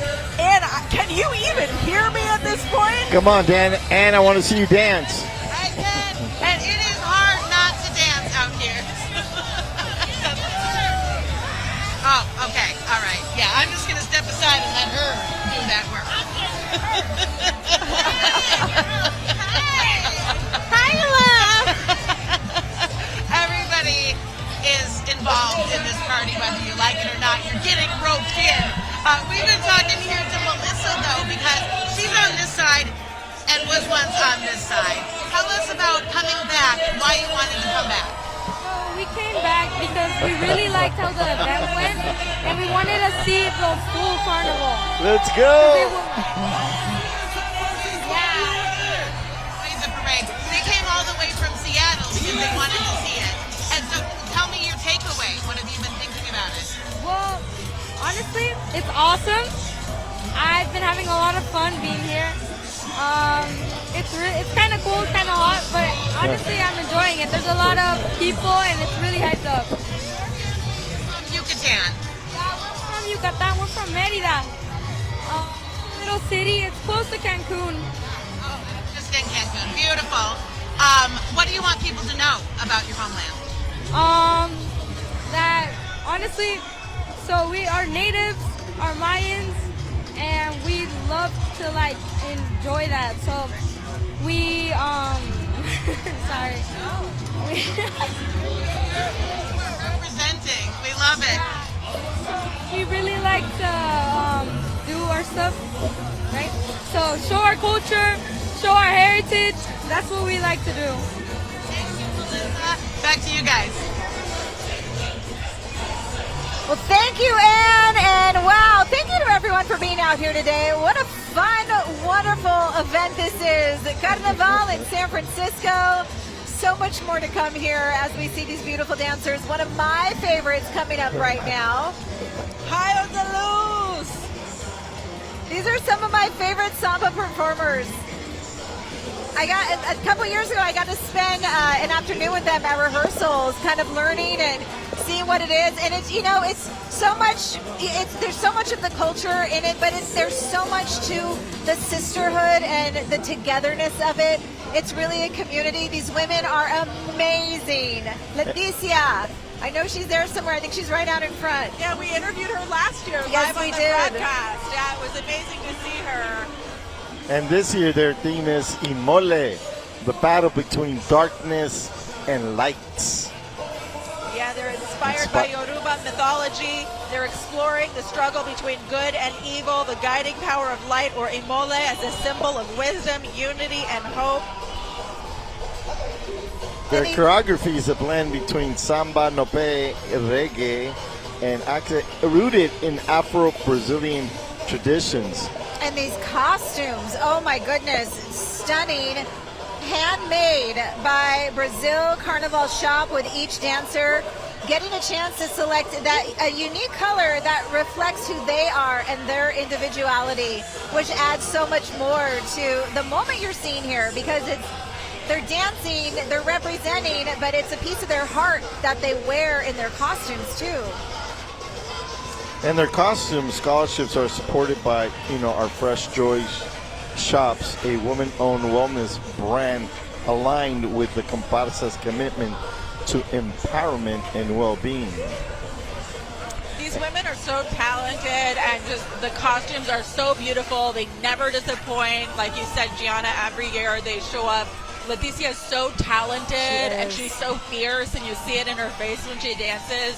She just really has command over this group, and they're all just a bunch of beautiful, super talented women. And this is just always such a fun, colorful group. This year, even more, their costumes are just so vibrant and so beautiful and so detailed. It's just really nice to see them here at Carnival once again. I love it. I love the wings that they're wearing. It's just like, it feels so powerful to me this year. It's just absolutely stunning. And, the wind is a little powerful right now, too. I know, so you can hear it. You can hear it coming through, but it's adding to the ambiance. They kind of power through the streets here. It's just stunning and gorgeous to see. No, the wind actually helps her wings fly. Yeah, it does, no doubt. And the music honors Timbalada. It's the Afro-Brazilian group that reflects the rhythm, resistance, and joy of Bahia street life. And the float highlights the healing power of ancestral tradiciones. Yeah, this is just so much fun. I mean, every single group here has really shown up this year and shown out in a big way. I mean, it's so hard to step your game up year after year, really. Yeah. I mean, at this point, so many groups have been doing this for so many years. It's hard to top the things that they've already done, but this year I have to say, they do every year. And it's that creative, energy within our brain. If you use your brain and your mind and your heart and your soul together, you can create beautiful art. I mean, this whole parade is art. These are the San Francisco Bells. They're making their Carnival debut. Their theme is "Where Them Fans At?" Boots on the ground, tribute to Southern roots and San Francisco pride. They're doing line dancing, which is a classic song, redone by Beyonce. Shout out to Beyonce. And just a joyful Southern expression, uniting people through rhythm and movement. They're wearing cowboy hats, paying homage to the group's roots, while custom clack fans and bell bottoms bring contemporary style to the tradition. Muni Transfer t-shirts stamped with the Carnival date, representing their connection to San Francisco and reflecting both their cultural pride and, of course, that city spirit, right? That San Francisco city spirit. I remember growing up when I was a teenager wearing bell bottoms, and then they went out of style. And now they're coming back in style. So my mom said about her platform shoes. I was like, save those shoes. And she did. I should have saved my belt bottoms. In fact, my mother was a seamstress, and I had her one year make me a pair of belt bottoms that I designed. And let me tell you, everybody was like, "Where'd you buy those? Where'd you buy those?" I said, "My mama." Mi mamacita made them. This is Putleco Carnaval, originating from the Putla village de Guerrero, Oaxaca, Mexico. They're a vibrant, festive group that blends indigenous Spanish and African traditions. Their Comparsa de los Viejos is the largest and most popular segment of the celebrations. Dancers wear torn, weathered suits and animal skin masks made from rabbit, fox, and cow skin, representing laborers from the European haciendas. And the music is created with traditional sounds played on an organ. And the float they have aims to showcase the rich cultural diversity of the 8 regions of Oaxaca. I believe we're going to go to Anne now. Anne? Yes, we've been talking to people here lined up along the street who have been enjoying the parade. Now, Brenda here looks like she should be in the parade, but she is a spectator. Tell us about your outfit. Hi, everybody. I am here to represent the culture. My name is Brenda Perdue. Usually I do a group called United Rhythm San Francisco. My sister did the costumes for Loco Bloco the last 2 years. We're designers. My grandmother was a designer from El Salvador, but we're here in Bernal Heights, San Francisco. I have my mother here with me. We were excited to see my sister in the parade. They always showcase her because she does these beautiful costumes, and so we're here to still celebrate the culture of San Francisco. So, by way of El Salvador, what do you want people to know about El Salvador? El Salvador is a beautiful country. We represent culture, humanity. We share our love with the people. We always feed our people when they come over to our homes. People from my community in the Bayview, San Francisco, I fed many bike riders. My mom fed all my friends growing up in San Francisco. That is a part of the culture of El Salvador. We're very loving people, strong people, a lot of movement and dance in our culture. But thank you for interviewing me. This is a beautiful place to be. I hope you're here at SF Carnaval. A lot of culture and beautiful spirits here today. You are looking beautiful. Thank you for sharing that with us. People are so willing and happy to share their stories and their connection to the many aspects of culture that are on display here at this beautiful festival. So we're enjoying the party. It looks like it's about to wrap up in a few, but yeah, we're holding on to the last bits. All right, Anne, thank you so much. Let's go ahead and listen in.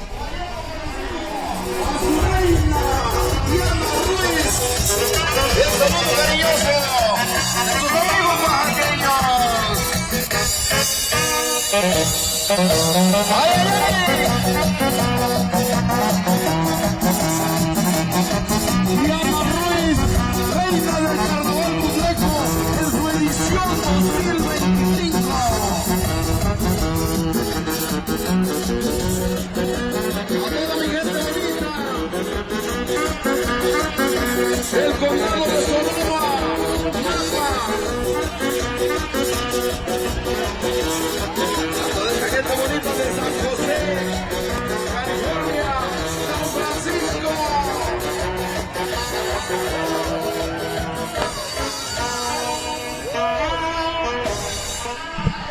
Oh, such a fun group. Oaxaca well represented once again this year. So many big groups, so much culture and so much cultural pride.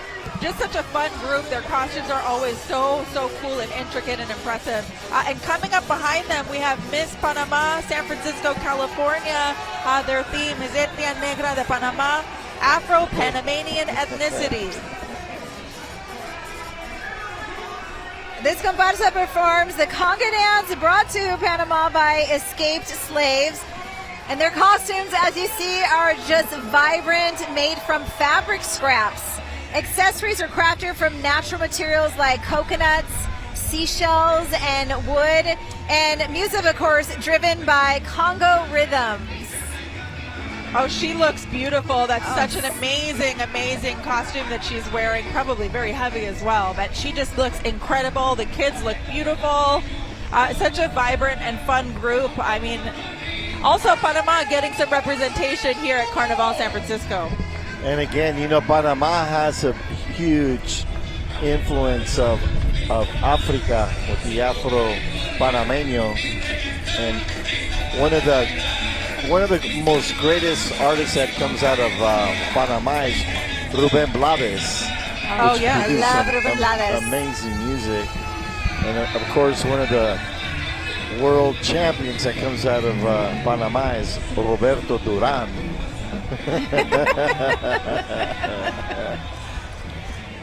So as we sort of enter the final stretch of Carnival Parade 2025 in San Francisco, can't believe that it's come and gone as quickly as it has. But we are heading into one of the bigger groups, and certainly louder toward the end here. Some of the Caribbean groups, I told you, they're some of my favorites, just because of the energy that they bring, and it's just so exciting to see them. But just enjoying these beautiful, beautiful masks and costumes here and music. There's so much culture, and there's, I mean, really, as far as the eye can look at this parade more than any other that I've ever been to, there's just something to behold and something so beautiful to see and hear. This is just such a great event every single year. You killed it, Roberto.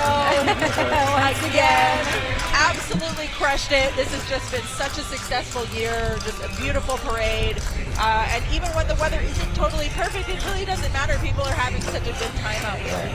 Well, you know, especially this year with everything that's happening in this country, you know, and the fear and people being scared. And we really promoted for Carnival to be a special year, you know, especially for our immigrant brothers and sisters that live in this country, to appreciate the fact that, you know, one, we have such a beautiful culture. We contribute so much to this country, you know, as from the farm work that we do in the fields, to the restaurant, to the hotel industry. Every industry. You know, every industry we touch. And so today is a very special day for us to celebrate our culture, our traditions, our roots. And that's what we really did, a lot of work to encourage people to be in the parade, to attend the parade and attend the festival and not be fearful, because there's a lot of people living in fear today. So I just want to thank all the artists, all the teachers, all the volunteers, you know, that we've had to make this event a success. You know, there's over 400 people that volunteer for Carnaval.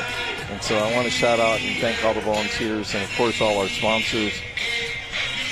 It's important work. It's important work that you do here in the community. Anne Makovec has just caught up with Miss Panama USA. Hi, Anne. I made a run for it because we didn't want to miss her. Hello.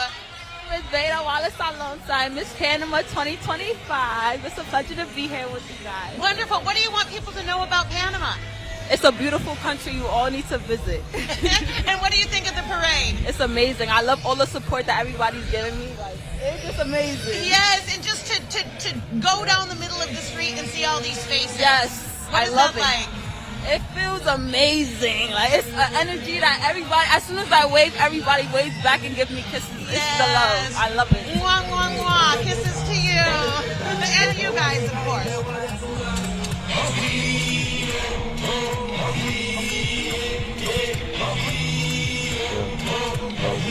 All right, Anne, thank you so much. Let's listen in to some of the music. It's getting loud in here.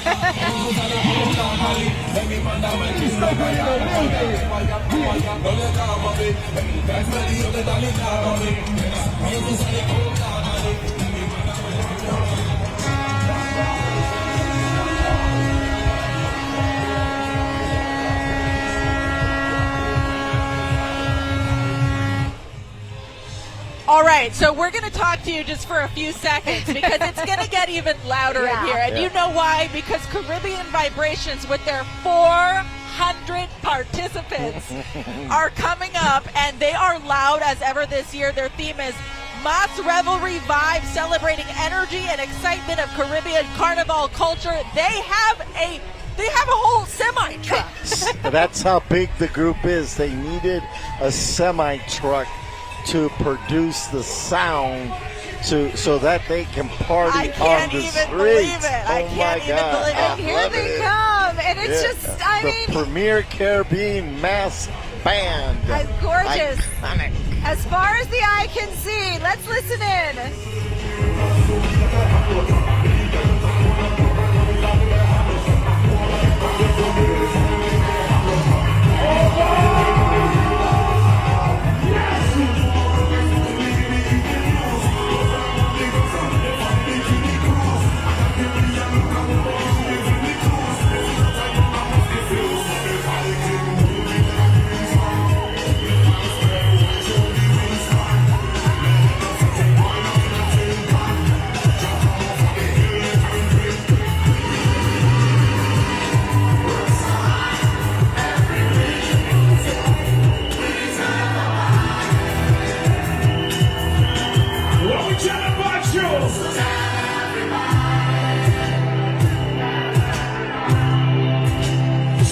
Let's get it started. Can we start the party maestro?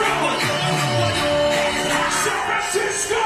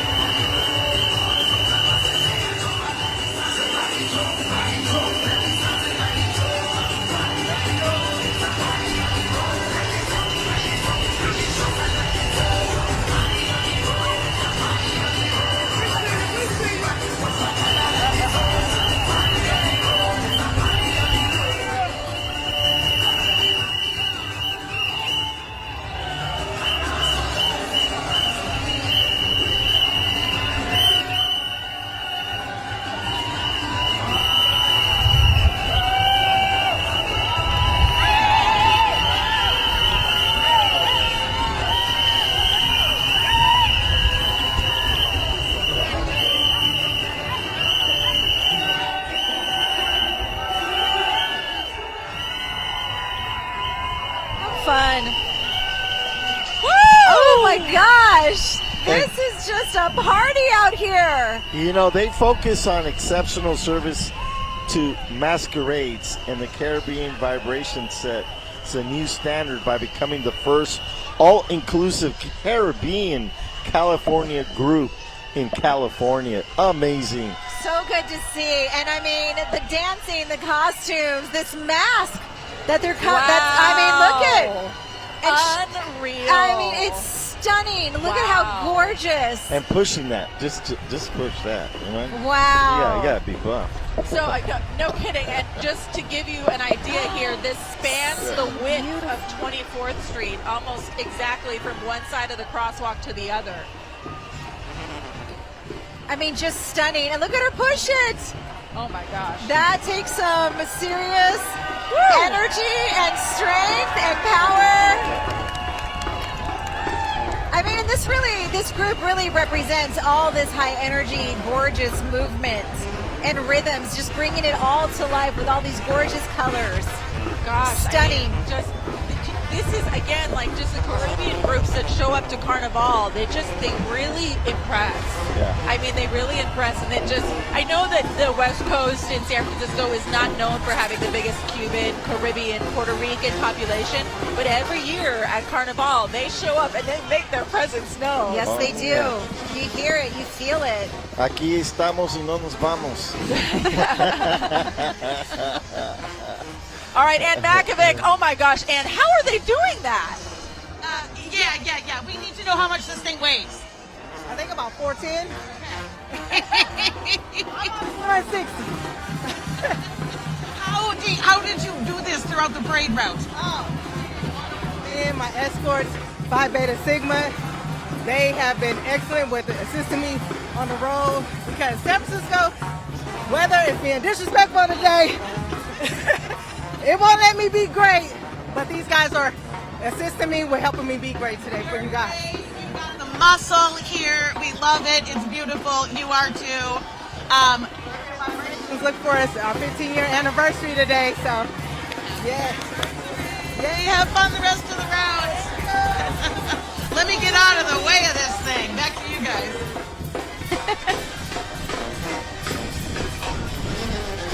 Wow, that was just absolutely stunning to see. Right now we got Tradiciones Michoacanas El Torito de Petate coming through the streets here for Carnaval. Look at the energy. This comparsa showcases the rich cultural traditions of Michoacan, Mexico through the lively dance of El Torito de Petate. Let's listen in.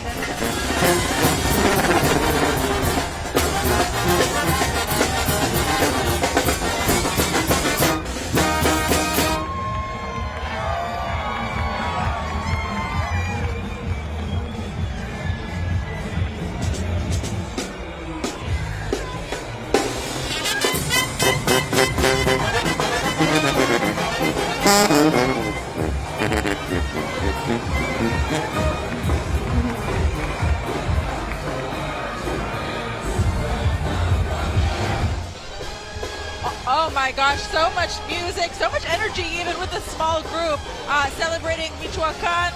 The next group that you see here is Samba Conmigo. Their theme is Conchas Esinos.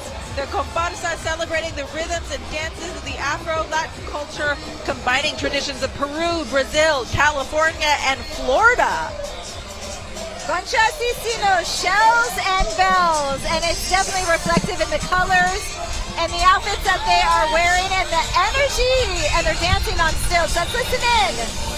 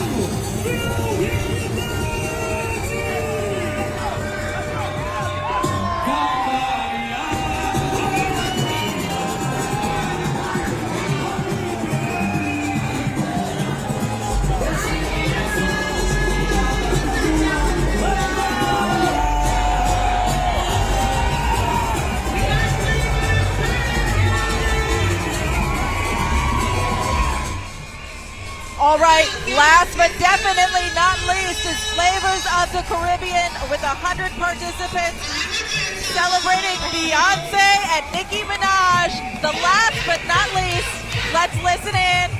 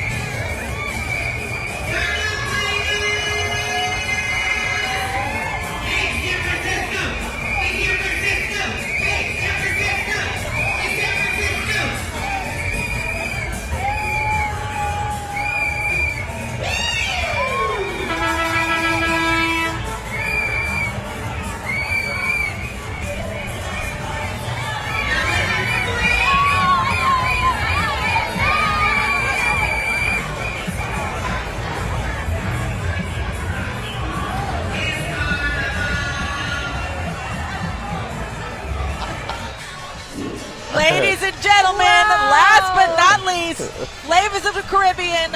What a 2025 Carnival it has been. We are so excited that you got to spend the time with us here on our broadcast. I had an amazing time. How about you guys? Oh my God! The party just started. Now we go to the festival. Now we go to the festival. Wow! It continues. It continues. I swear, every year I'm like, oh, this is so fun, and then it's more fun and more fun. And every year, I mean, you bring it with Carnaval. So thank you for being here into the community. What a fun event! Congratulations. Thank you, and I want to especially thank my team. I want to thank Arturo Carrillo, who is the parade director. I want to thank Rodrigo Duran, who's our executive director, Rosine Garcia, who is our festival director, and many others that are Amy and Paul and Marisol. It's a whole team of people that I have the honor to work with throughout the year. I've been mentoring a new generation to take over Carnival, and it brings so much joy, so much happiness, and this is what we work all year long. Yep, to and the make work it happen. starts tomorrow. Yeah, and we got to clean up tomorrow. Yeah. But I want to especially thank CBS, KPIX, Channel 5, both of you for hosting the show. We're and happy everybody to do else. it. And Scott and the rest of the team and everybody. It's a great partnership, that we have.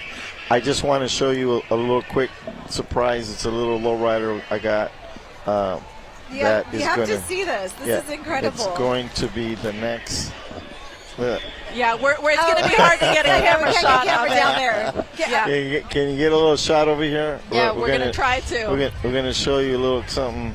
Something very cool. It's in preparation for the next show that we're going to be doing in September. Here we go. We've got the September camera 20th. on it now. We've got the right camera angle. We're gonna go. There we go. There we go. Here we go. We got. It's coming. There we go. We have our own mini lowrider on the set. And it's got little.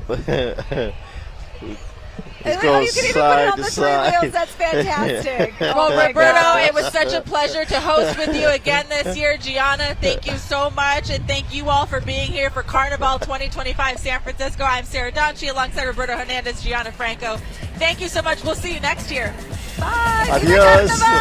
Hasta el próximo año. Next year.